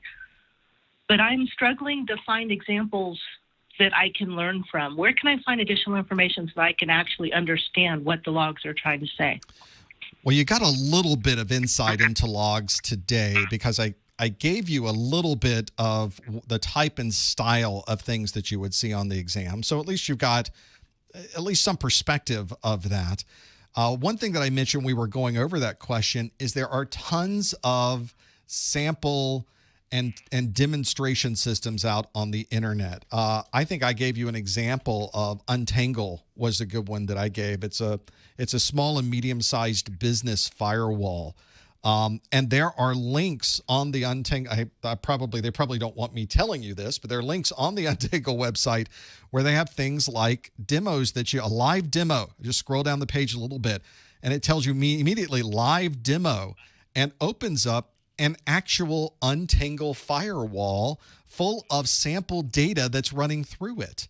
So you've got a breakdown. This is just something I'm kind of doing live as we're looking at it right here. It's an actual Untangle firewall, and everything that's there has some actual data going through it. Now, I'm not familiar at all with the Untangle firewall, but many firewalls are similar to each other. There's data coming in, there's data going out, there's a policy list or a set of rules that would have to be followed. There's usually report breakdowns.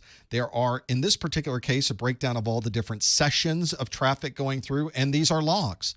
This is effectively a log of all of the data that has gone through this particular firewall, which includes data that is policy names, host names, client addresses, both the server addresses, so you can see where the traffic's coming from and going to, and it breaks down for you all of the different data that happens to be there. There's also alarms and alerts, it looks like, or notifications. So many different things to click on and look at inside of this one. There are a number of different apps on this firewall. In fact, I've been in here before, and I think inside of this was a threat prevention section. So here's the threat prevention log, where you can break down and see all of the different threats that are coming through, the rules, and look up the different threats that are there and be able to see the different reports of information that are there. So that's an example of where you could really get into a firewall and look at the breakdown of the threats that are coming through this firewall and understand more details about what you would find in the logs. That's just one example. If you go out to the Google and you were to look at, what did I look at before? I think I Googled live demo firewall. Let's see what the results are. And immediately I get some results for live demo firewalls. You can't see them there because I don't have them on the screen. There we go. So live demo firewalls, and it's firewalls from SonicWall, from Barracuda, from Sophos. Here's some webinars from Palo Alto. They have a demo center. I don't think theirs is available for you to just jump into. But some of these have the ability to jump into the firewall, view a live demo, and now I'm in a SonicWall firewall. So already we are able to go through logs that are available in many different places and be able to break down and see some of the traffic that's out there. Here's the event logs, connection logs, app flow logs, WAN acceleration logs, SD-WAN connection logs. Look at all the log information that's there. So in fact, that looks like the screenshot that I showed earlier in the study group. So that's a very inexpensive way, because it's free. You've got real data going through. You can break down a log and look at the detail of that log. Look at there's your log details. That's the type of information you might be asked inside of an exam to break some of these things down. I think that would be a great place to start breaking down and seeing, how can I get more familiar with these technologies and be able to interpret the log information that's going to be shown to me on the exam. I think that's a great way to do it. As you saw in the question that I asked, it was relatively straightforward once you broke it down, though. You don't even have to have an extensive knowledge of intrusion prevention to be able to read an IPS log, but it helps to know what some of the common things are. When you see IF in and IF out, you should automatically think the interface that's incoming, the interface that's outgoing, and be able to see what some of the abbreviations are. But after you get to that point, it may not be that difficult. So have a look at some of those options that are available, Lisa. That might help you. All right. Thank you. I appreciate the call. This is one where there's all kinds of tools available. What was that website again? I just Googled. What term did I Google to do that? I Googled live demo firewall. There you go. And I found Untangle. I found SonicWall. I think I've been to the Barracuda site before and looked through the Barracuda firewalls. Fortinet has firewalls. All the big names. So there's plenty of firewalls out there to pour through. I'm not sure the manufacturers of these firewalls intended for Security Plus people to be able to access, but they're the ones who put it out for free on the internet.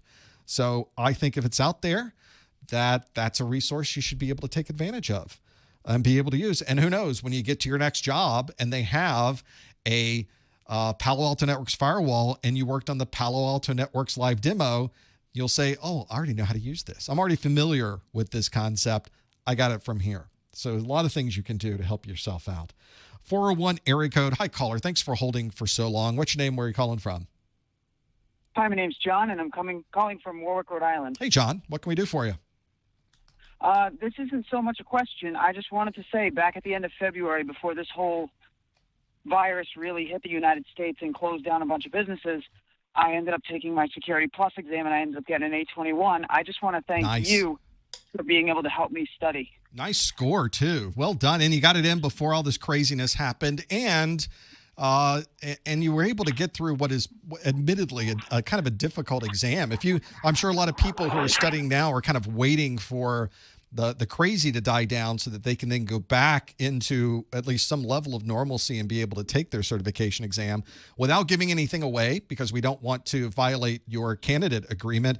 But what are one or two things you would recommend people study or be familiar with before they walk into the exam? I think definitely the logs was a big section. Great. And I'm going to be honest, I kind of don't remember much about the exam and what was on it as of right now. But I do want to say, though, there's not a lot of,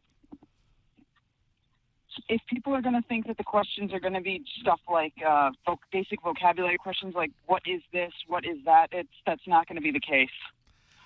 But that's probably the best advice you can give. I say it every time we get on one of these live streams that there's no trivia on the exam. They're not asking you what date something was founded on or how many bits happen to be in a certain encryption standard. They're really putting you through the paces, and a number of these exams have you pull from concepts that are in many different places in the exam objectives. Did you find that it was, even though there was a little more complexity to the questions, do you feel that it really stayed close to the exam objectives?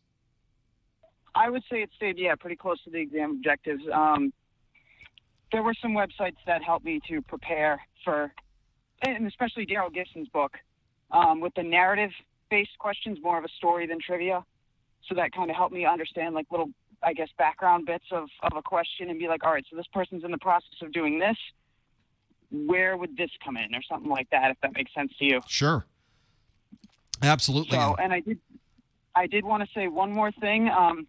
It's stereotypical to say this for every exam, but really, if you really don't know a question, even if you've answered it, mark it for review for later. There were so many times where I marked a question for review and then went back to it and ended up changing the answer I originally had. Isn't that interesting? So is this one of those situations, though, that it's almost, and I mention this sometimes, it's kind of, you have to know how to use the exam to your advantage.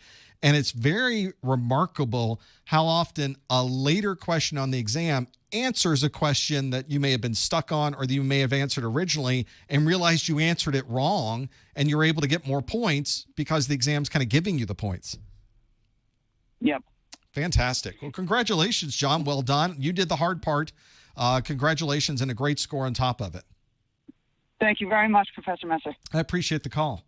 That's one where if you're ever in a situation in the exam, it's flagging those questions, like John mentioned, that becomes so useful. There's a box at the top of the screen. The way I use it is that as I'm going through the exam, one of the things that I go through is if I don't know the question, if I really don't know the answer 100%, maybe I know it 99%, but I don't know it 100, I flag it. So I'm going through the exam. Anything that I get that I'm solid with, I don't flag the question. At the end of the exam, they give you a page that shows you all of the questions that you flagged, and you can go right to those flagged questions. And then you can decide, do I really know anything more than I knew when I came through this the first time? Let me lock it in, remove the flag, and go to the next one. So at the end of the exam, I'm down to only a few flags. This obviously means you have to really work the clock. You have to really be knowledgeable of how much time you have left. Time management is a big deal on the exam. So if you read very fast, it's going to help you. If you can interpret things very quickly, it's going to help you so that you have time to flag the questions and then come back to them. That's not always a gimme. So it's not always something that you can do for that. That's something you'd never want to be in a situation with. Let's go to the 317 area code. Hello, caller. What's your name? Where are you calling from? Hi, caller. What's your name? Where are you calling? Are you there? Can you hear me? I can hear you. What's your name? Bobby from Indiana. Hey, Bobby. What can we do for you? Actually, I was just calling to thank you because I took this back in January after going through a year's worth of all of your study groups just to see the performance questions. Oh, good for you. That's probably the reason that I passed it. That, and I had to do like an extensive study on PKI because a lot of the questions were like not directly PKI, but you needed an understanding of it in order to be able to answer them. Sure helps. And that's definitely how I ended up passing that. Sure helps a lot if you know that. And that's something I don't think a lot of people realize is that I in some way, I recycle my performance-based questions after a year. I'm assuming people that have gone through this for a year probably aren't coming back. I don't ask the same performance-based questions year to year, but they are similar topics. But if you go back the last 12 months of my study groups, the first new question of every study group is a performance-based question, and every month it's very different. So I'm glad you were able to take advantage of that. I'll ask the same question to you that I asked John. You've gone through the exam without giving away exam content and violating your candidate agreement. what is maybe one tip that you would give people that they should really consider before walking into the exam room? If you've actually studied for it, go with your first answer. And if the question is actually confusing you, then flag it and move on. But normally, if I spend too much time thinking about it, when I look at it and I think I know the answer, I'm going to just go with that and go. Because when I go back and I keep second guessing myself, that's what ends up making me miss the question. I can't tell you how many times I've hit that. It's usually just right there. It's right in front of you, but it's not trying to confuse you. It's just the way it's written. Probably a case I find myself in all the time is double checking myself. Did I really get that right? I checked A, but is it really A? You're right. Going with your gut to begin with is often the best way to go. I have had situations where I knew it was the right answer. I get further into the exam and a question effectively answers a previous one, and I realize, wait, I was completely wrong. Now I need to go back and do that. So there's two different situations you may find yourself in. That's a good one to consider. And it's great that you had some PKI experience as well, because that is a big chunky section of the exam. It's a pretty big percentage. And if you don't know those PKI questions, you could lose some points right off the bat. Yeah, definitely. So I had to take it twice, but it's because my class, the professor was kind of urging us to just go in there and try it. I was one of the first people to take it, and I missed it by literally one question the first time, and it was just saying everything I was missing was from the sections covering PKI. So all I did was study PKI, and I went back in probably like 2 days later, and I was able to pass it. Oh, that's perfect. Perfect. Congratulations on that. Now with your Security Plus, what's next for you? So I already work as a NOC technician. I'm working on moving into a cloud security position, and I just need my Net Plus, which I'm finishing up now, and then that's probably where I'm going. Oh, you're on your way. Congratulations, Bobby. Best of luck with your Network Plus. I have a feeling it's going to go just as well for you as Security Plus did. Congratulations. Thank you.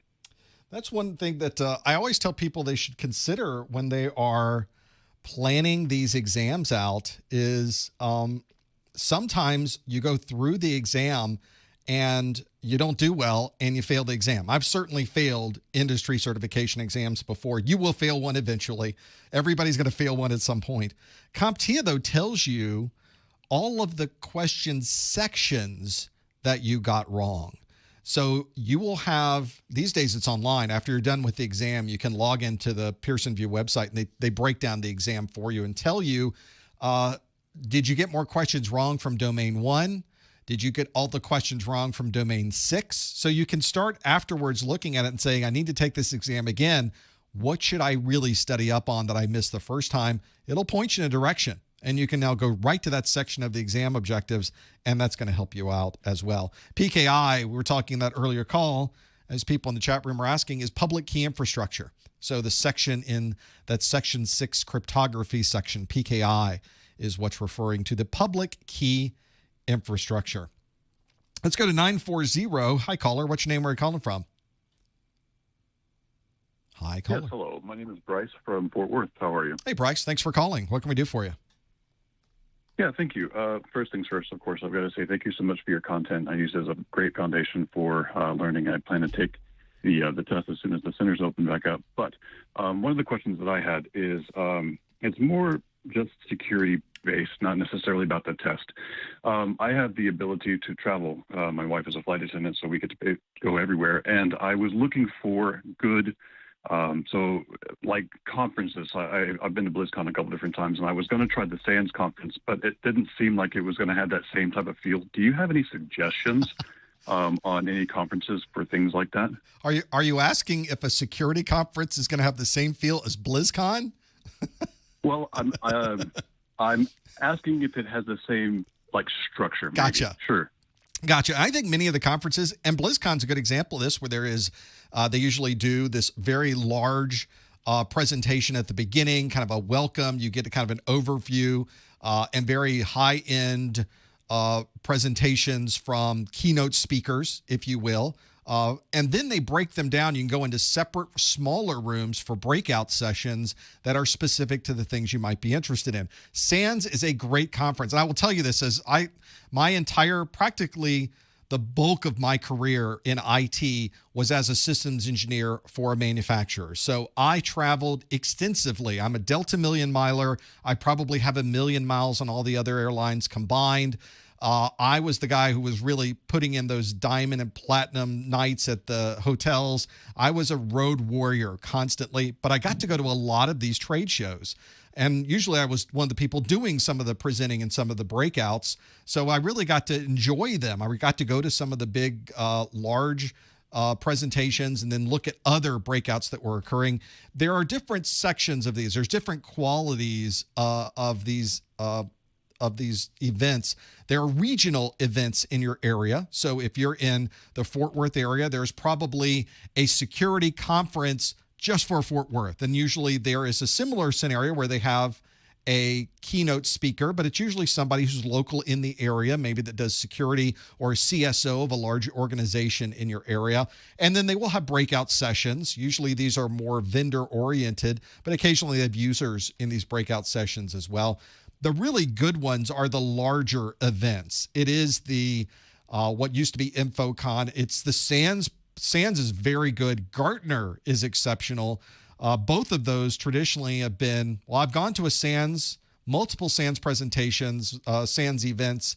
One of the advantages at the SANS events is they not only have the traditional trade show set up, and it's a very big trade show with keynote speakers, but they also do SANS training at the same place. And SANS training, as you're probably aware, is some of the best security training that you can get. So if you're someone who is doing SANS and you want to go to a SANS event, that's a great one to go to. Both the ones I went to were at Walt Disney World. So maybe once all these things get back up and running again, it's a great event. They have it at a great location. A lot of people bring their families. And so you go to the event during the day and everybody can go over to the Magic Kingdom at night. Another good event, not specific to security, but there is a security piece of that, is Gartner. That's another one that is a corporate security event. Now, Gartner is an analyst company. We could talk for hours on whether that's good or bad for the industry, but it's there nonetheless. And they actually are I've worked with Gartner a very long time. I worked in corporate marketing, a technical marketing role. So I work directly with Gartner analysts, and they're top notch. These people know their stuff. So they're not creating these Gartner magic quadrants out of thin air. These are very knowledgeable people putting these things together. And what's nice about those events is they're very high tier. These are large corporate events. There's a little more money going into them. And so they're well done. Not quite the training, the technical training that you might get, but very good IT management training and security management training at those events. Because where do you go if you're a manager of technical people or a CSO? Where do you go to get trained? You can't go to SANS. SANS doesn't have training like that. Gartner, they do. So another good example. Now, if you wanted to get down into the weeds, you wanted to get down into the nitty gritty, then you would go to more of the hacker shows. You would go to more of the black hat. You would go to CanSec shows, those types of shows where it's hackers get on stage and show you how they broke into this thing this time, show how they circumvented this car, showed how they broke into this Mac OS device. So those things are also a lot of fun too. And you learn from a different perspective. They give you a different idea that you really don't get. If you've never been to one of those shows, they will blow your mind. They will give you a completely different perspective of the security, IT security and security in general, because it's remarkable what they will do at a DEF CON, a Black Hat, a CanSec.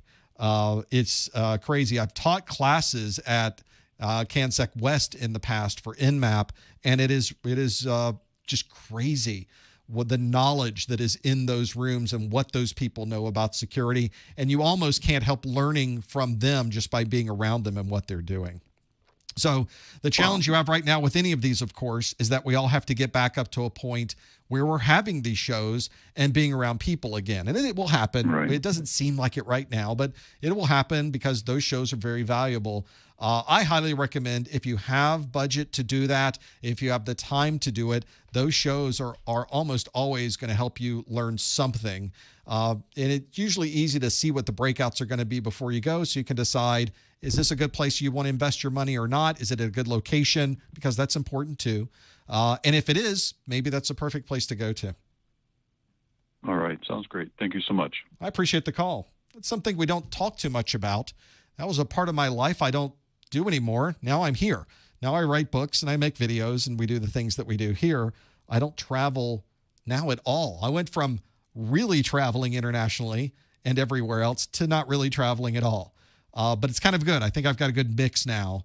And certainly that part of what I did was a lot of fun. And if you have the ability to travel, there's a lot of technical jobs out there where traveling is part of the job. At one point, my territory was the East Coast of the United States and the Caribbean.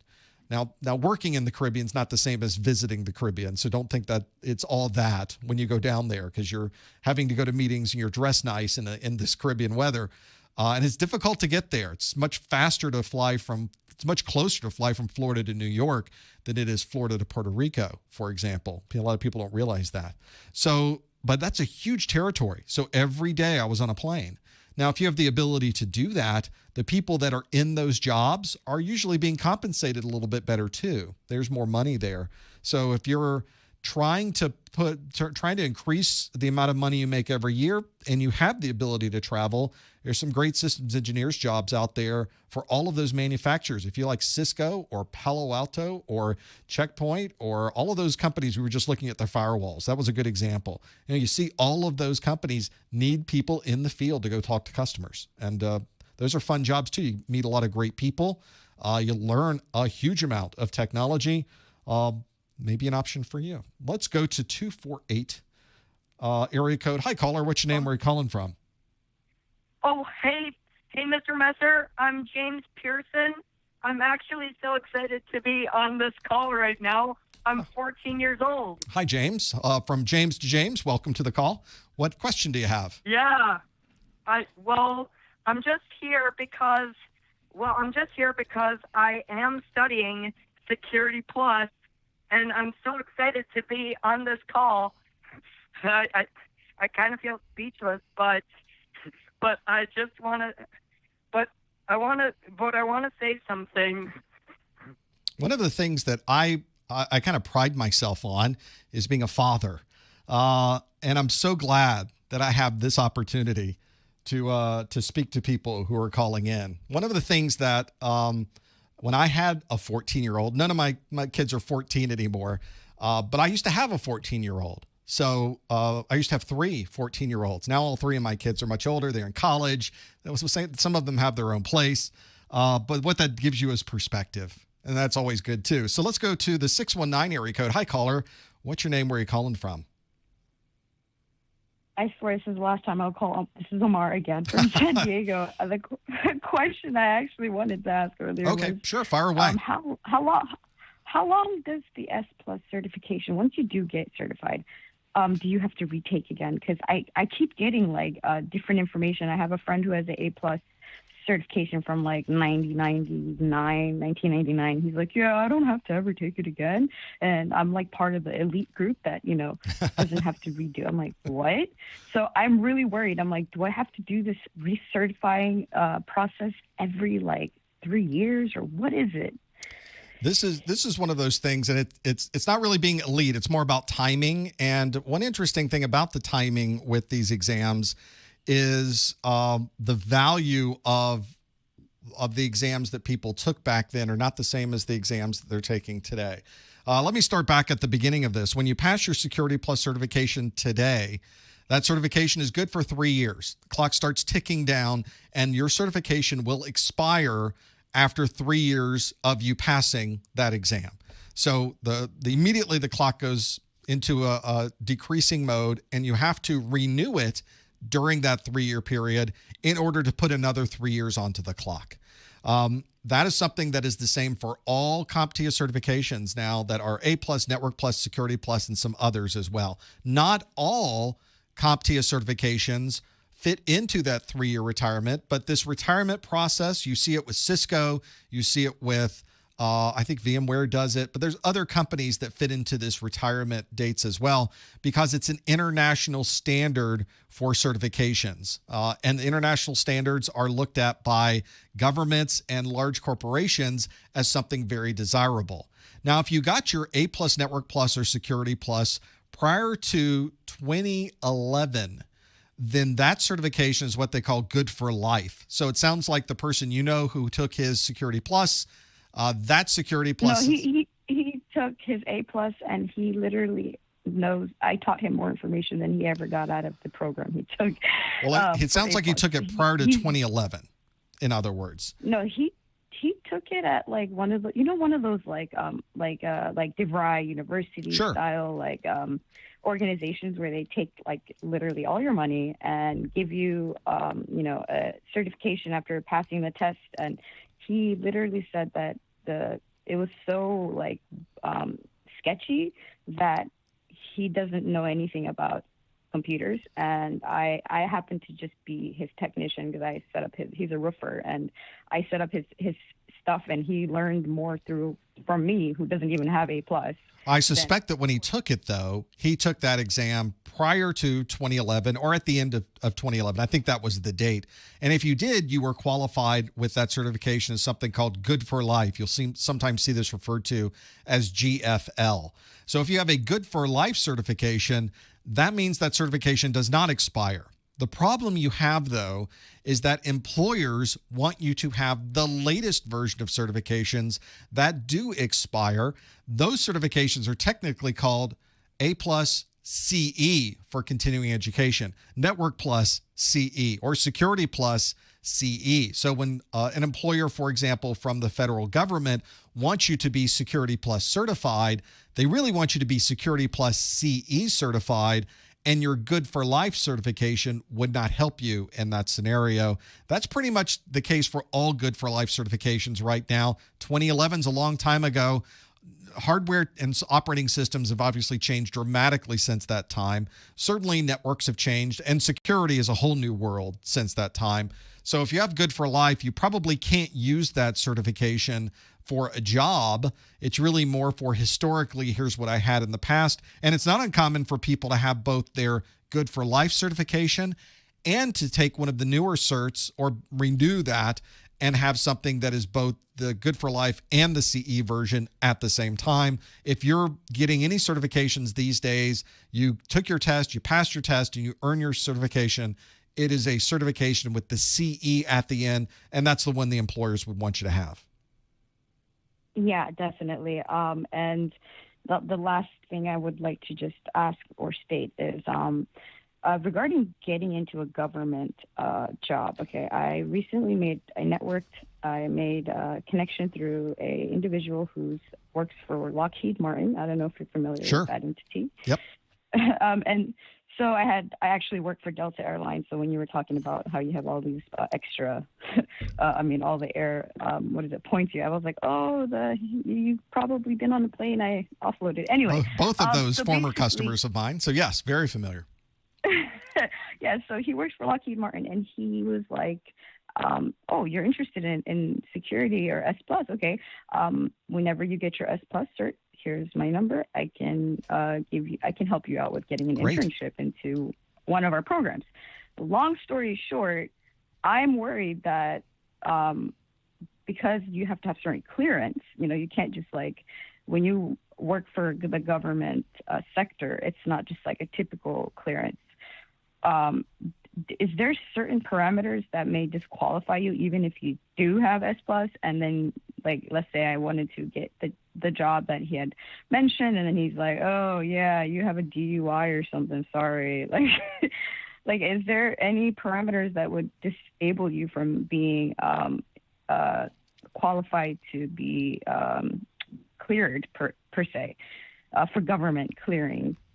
Absolutely. Well, the government has different levels of clearance that they would like to have. At a bare minimum, for the Department of Defense, and obviously Lockheed Martin is a company that works very closely with the Department of Defense, they like the Department of Defense employees at a bare minimum to have a Security Plus or similar certification. There's a grouping of entry-level certifications they would like, and most of them are security related. They also would like their partners and vendors, like Lockheed Martin, to have similar certifications as well. So they would like it. In some cases, they mandate that the people working on certain projects work at a bare minimum as a DoD employee would have. In that case, it would be exactly the same certification requirement.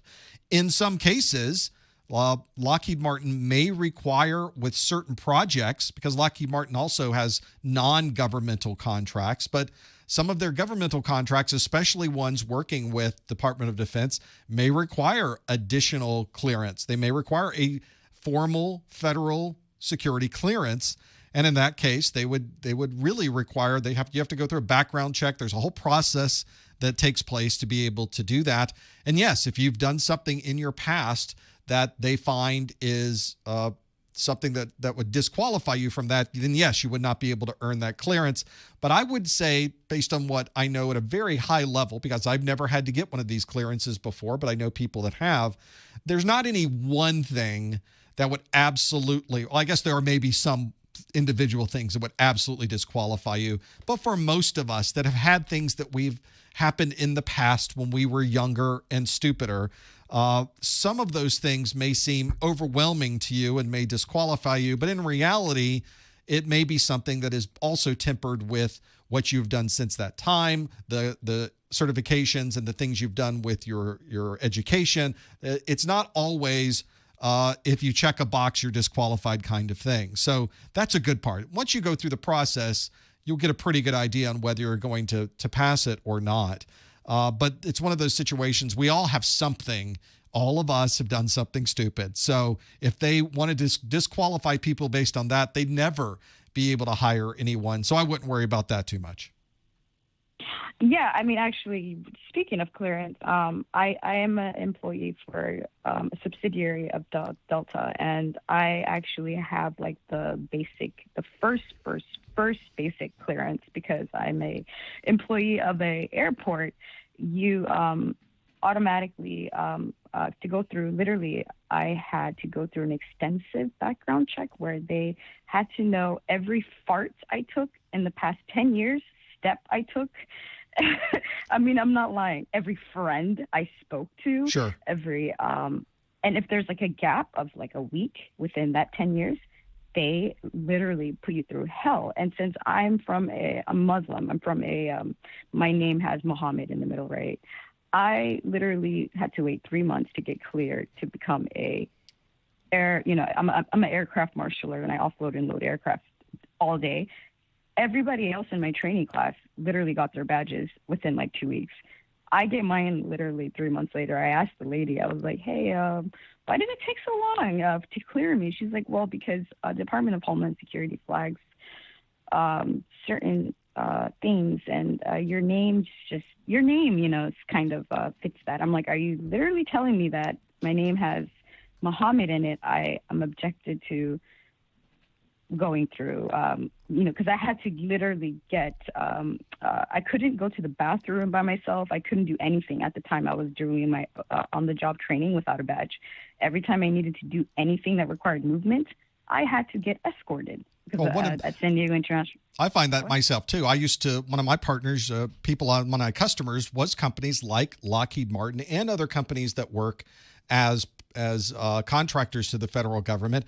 They would not allow me to walk around that facility. First, I could not bring my phone in, had to leave my phone outside. And then they would not allow me to be alone in that facility either. I've also had situations in the airport, because I travel a lot, where they're pulling me to the side and going through extra screening as well. So that's one of those that the one thing I can tell you that is most important for the people that are working on getting a job with the federal government or looking to go through these type of screening processes is just be as honest and truthful as you can. If you have had things in the past, tell them about these things. If there have been situations you would rather not wish you didn't tell anybody, well, that's too bad, because there's a record there. This will show up. It's much easier to explain something that happened in the past truthfully than try to explain something in the past that you were not truthful about. So my best recommendation for anybody going through that process is absolutely tell the truth, get it out there, and you're either going to get the job or not get the job. But you're not going to have to worry that you snuck around and said something you shouldn't, and they're going to show up after the fact years later. And there'll be a problem, because those things happen as well. So don't worry about that piece of it. In fact, being honest probably is one of the best things you can do, even if there's a problem, because you were honest with it up front. And they can research it and see if you're the same person today as you were then. They'll be able to figure it out. Speaking of figuring it out, let's go to the 225 area code. Hi, caller. Which name were you calling from? Hi, my name is Shakira, and I'm calling from Texas. Can you hear me? I can. Thanks for holding so long. What can we do for you? No problem. Okay, so I was thinking of changing careers. So I started off by studying for Security Plus. I'm still working on that right now. Great. But I'm just so worried because it's a lot. And if you don't have the background in that, how do you change careers and feel comfortable? Like you are looking at a log, I don't know how to read logs. Right. I don't know how to do all that. How do you get comfortable in a security role, and how do you get those kind of entry-level jobs to move into a security role? Just with is the Security Plus the first place to start, or where would you say start? The next question is just travel jobs. I really love to travel, and those are the kind of jobs I'm looking for. So if you could expatiate a little bit more on how to place yourself for those particular positions, that'd be great. Thank you. Absolutely. Now, let me ask a question of you, because you talked about moving perhaps into a technology role, looking for that entry-level position. You focused on Security Plus. Was there a particular reason Security Plus is the one you started with? Well, because for me, Uh-oh. level based on the research I've done. Now, my background is in audit, so government risk and compliance. A lot of the roles that I saw in that, those were more IT security was where those were going. Sure. And that makes sense. I can kind of see the relationship there. I will say for most people, and I mentioned this earlier, for federal jobs, especially those dealing with Department of Defense, they would like to see Security Plus as the bare minimum certification that they would like you to have in that grouping. There's other certifications in that group as well, but Security Plus is probably the most well-known of the 6 or 7 certifications that are in that list, last time I checked, and the best I can recall. The list, though, for Security Plus and jumping into Security Plus as your first cert is probably not the best one to be your very first certification in IT.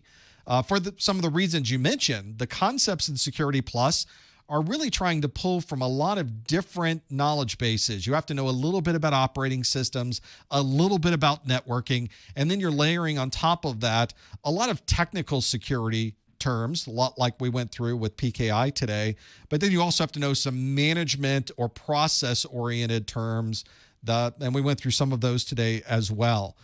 So it's a huge mix in Security Plus. It's a really tough first cert to get because of that. Can you get it as your first certification?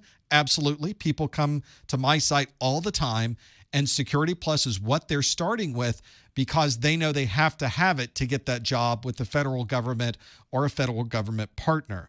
For the vast majority of people that are not in that category, though, A+ is usually what employers are looking for. It's a much more typical entry-level position, certification to look for, because it deals with understanding the hardware, understanding the basics of the operating systems, understanding the basics of troubleshooting those. There's a little bit of networking, there's a little bit of security, but not a lot, certainly not relative to Network Plus or Security Plus.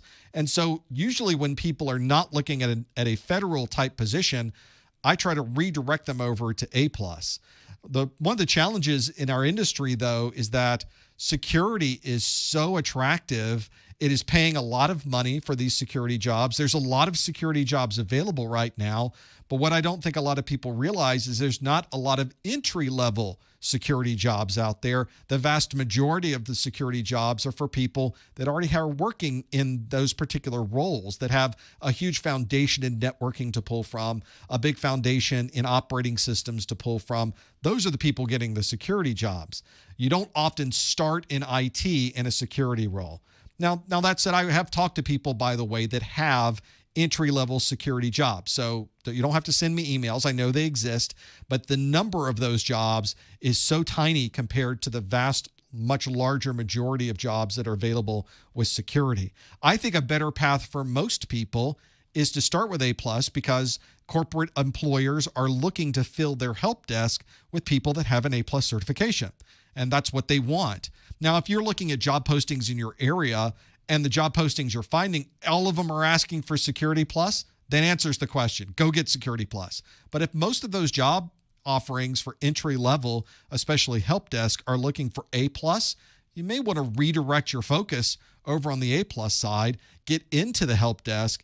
You might have a long-term view as to getting into security, which makes perfect sense for your background. But to get into that level of IT security, you're going to need to have a huge foundation in networking already available there. And it helps if you have that A+ to layer along with that at the same time. So figure out what you need to do next to get that job, but also keep in mind the long-term view of where you would like to go, and you'll be able to move this kind of a stepping stone at a time to finally get into some of those security roles. That would be my recommendation. The other thing I would recommend would be to go to these security-related user groups in your area. Maybe it's ISSA. I understand, of course, we're sort of in a situation where we're not doing in-person user groups right now, but there are Cisco user groups that we will eventually have again. There will be Microsoft user groups that we will eventually go to again.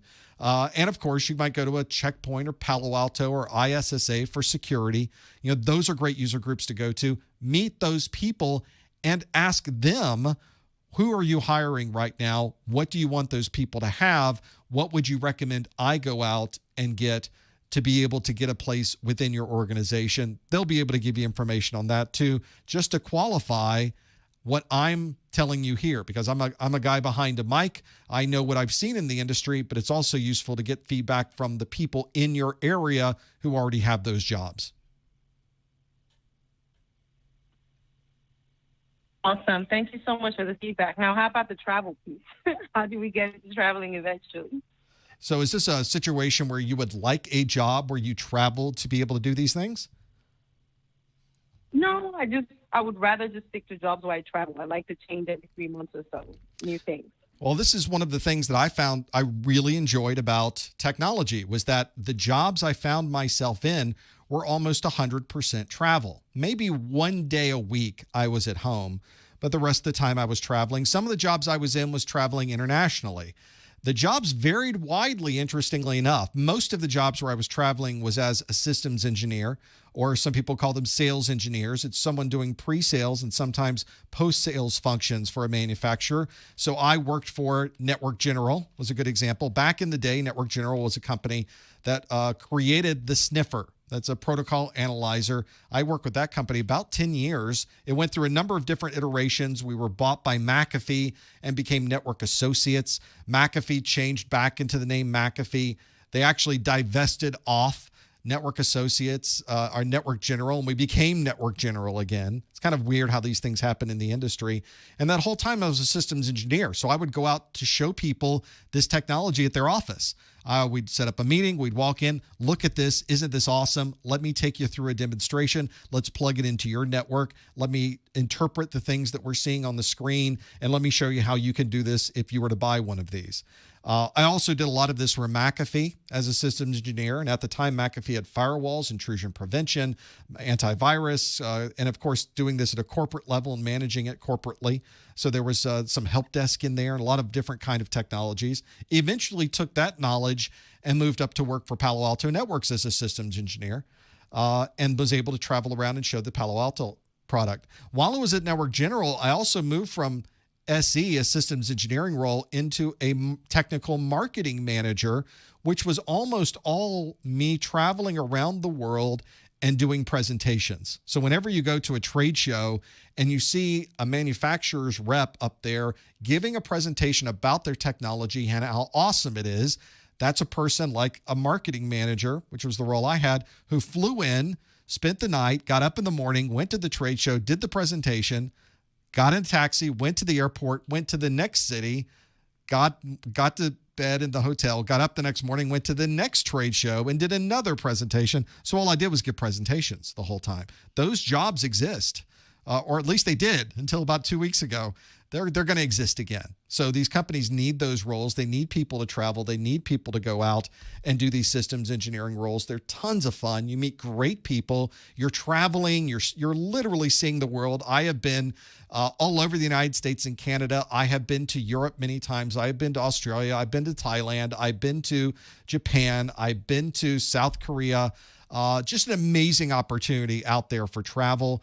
It's remarkable how easy it is to get into those jobs because not everybody wants to travel. So if you love to travel and you want to be able to do that, those jobs are out there for you to go out and get. And you may find that your excitement about traveling is something unique to you, and that might actually work for you when you try to go out and start getting jobs with these organizations. So give that a shot as well, Shakira.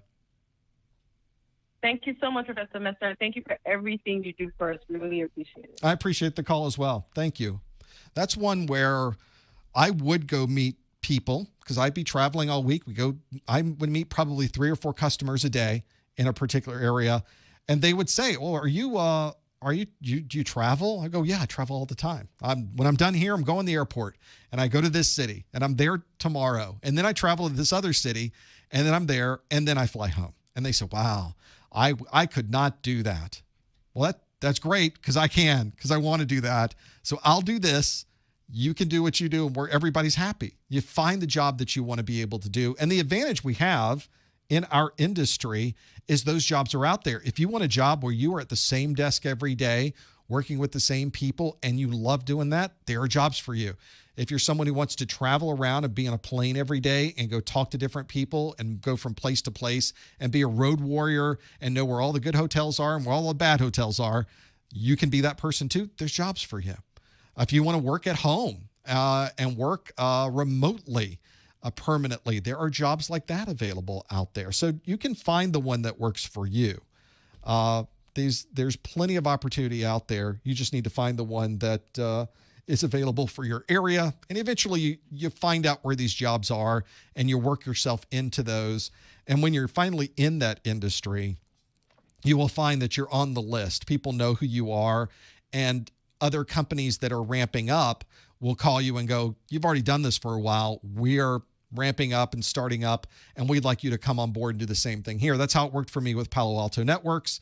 Palo Alto Networks, obviously a huge company now. They're a public company, probably thousands and thousands of employees now, probably well over 5,000. But I was the 95th employee at that company. It was the very beginning. Nobody had ever heard of the product before. That was a great place to slide in at the very beginning and begin telling everyone you were effectively an educator of the technology, because it was technology no one had seen before. I didn't even think it was real first time I saw it. I'm like, does it really do that? It doesn't really do that. This is just a mock-up, right? It's just a fake thing you're showing me. They go, "No, it really does this." I go, "If that really does that, I would like to go show this to people." And I would go show it to people and they would say, "Yeah, that's not real. That really doesn't do that." I'm like, "It does. I just showed you. It does that. And here's how it does that." Remarkable. And in chat room, Andrew says, "They should have paid you in stock." Yes, they should have. Let's go back to the phone calls. The 784. Hi, caller. What's your name? Where are you calling from? Hey, Professor Messer. I'm calling from St. Vincent in the Caribbean. Well, thank you for calling. Thanks you. I'm doing very fine. Thank you. I appreciate your call. What can we do for you? Yeah, I'm just calling to say thank you so much. I passed my exam on March the 3rd. Nice. And I bought your practice question exams and your study notes, and this was the 3rd time I'm actually doing the exam. So I decided to get your staff office as you recommended it, and I got 782 for my exam. I passed. I was really, really excited and really happy. And I just want to tell you to just keep up the good work that you're doing. That's fantastic. I appreciate that. I love hearing the stories, by the way. No matter where you happen to be in the world, there are jobs out there for people that are knowledgeable with security.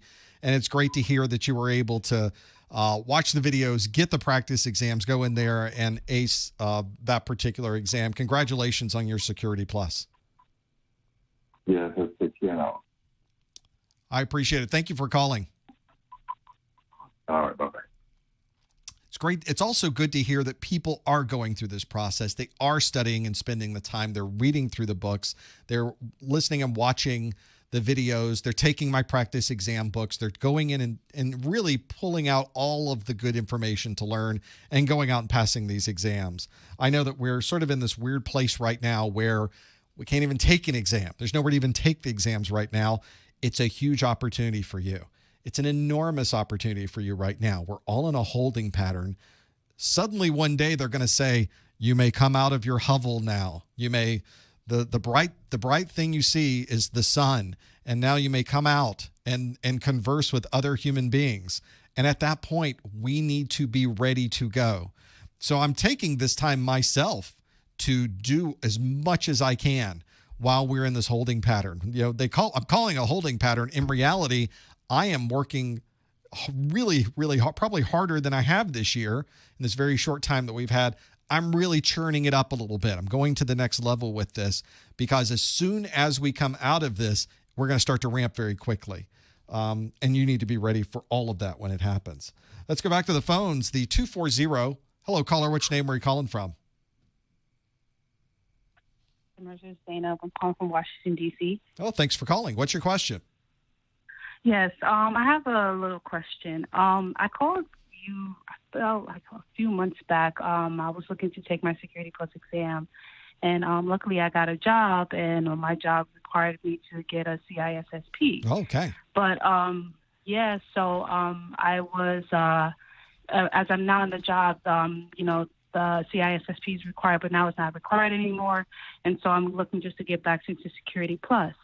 So I know that the CISSP is more when it comes down to managerial, but still has Security Plus questions. Sure. So I'm actually going back now to the basic of Security Plus, of really understanding what I've been learning from you and also learning from Daryl's Security Plus book. So my question is the fact that, since now that I'm going back to Security Plus, a friend of mine advised that maybe you should look at Network Plus 2 so it can help you with your Security Plus exam. So I'm just asking for your advice here regarding about, learning more about the Security Plus, or should I even really focus on, Security Plus, Network Plus, CISSP? It's really a lot. So it's just that. There is a lot. And for the type of positions that you find in your particular geography in the DC area, almost all your employers are going to be asking for Security Plus as a bare minimum Security Plus. A lot of people, and I do hear this a lot online, a lot of people say there's a lot of overlap between the Network Plus and the Security Plus. And if you had that Network Plus knowledge, it would really, really help you on Security Plus. But the reality is there's not a lot of overlap. There's actually very little overlap between the Network Plus and the Security Plus. I don't find that a lack of Network Plus knowledge works against you that much on the Security Plus exam. Is some of it overlapped? Yes, but it's not a lot. And the part that is overlapped is enough that you could just learn it along with the other Security Plus topics. I personally would not recommend going backwards and taking Network Plus just so you can then go take Security Plus, which, by the way, is really what you're trying to do, is get your Security Plus done. Now, if you were in a corporate environment, you were working in Texas, you were in California, it was a non-governmental role, it was with an enterprise or a non-government entity, and you were trying to move up into a security role, then having a very good knowledge of the network is incredibly important. And you may find in your career that works out for you, whether it's a job with the federal government or government related or not, is that having that baseline of networking knowledge really helps you quite a bit in IT security. And I'm speaking specifically as someone who worked with and in the IT security roles when I was with Palo Alto Networks. So I would not go backwards at this point. We know that you need this government-related job. Everybody in your geography is asking for Security Plus. Network Plus is going to cost you months of your time to go back and try to earn that certification or even go through the content and understand it. I wouldn't do that. I would instead stick with your Security Plus. When you get to networking questions or network topics on the Security Plus, just learn those very individual network topics and keep going with your Security Plus. There's much more security-related content on that exam that you need to worry about, and very little network-related knowledge. And then later on, if sometimes you want to go back and get the Network Plus later on after you've earned your Security Plus, then you'll have those individual topics already in your brain. You won't have to relearn them for the Network Plus, which is complicated enough itself that don't do that. Don't do that to yourself. Don't go backwards. Stick with Security Plus. I think you'll be fine. Okay. Thank you so much. I appreciate the call.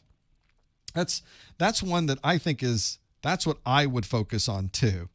It's almost geographical, or it's very specific to your situation. You should always be looking to yourself, what do I want to do next? What do they want me to have? Do they want you to have a Network Plus? Why are you going that way? Do they want you to have Security Plus? Yes, they do. All right, let's focus on getting that Security Plus. It should always be, what does the employer want? What is this certification doing for me?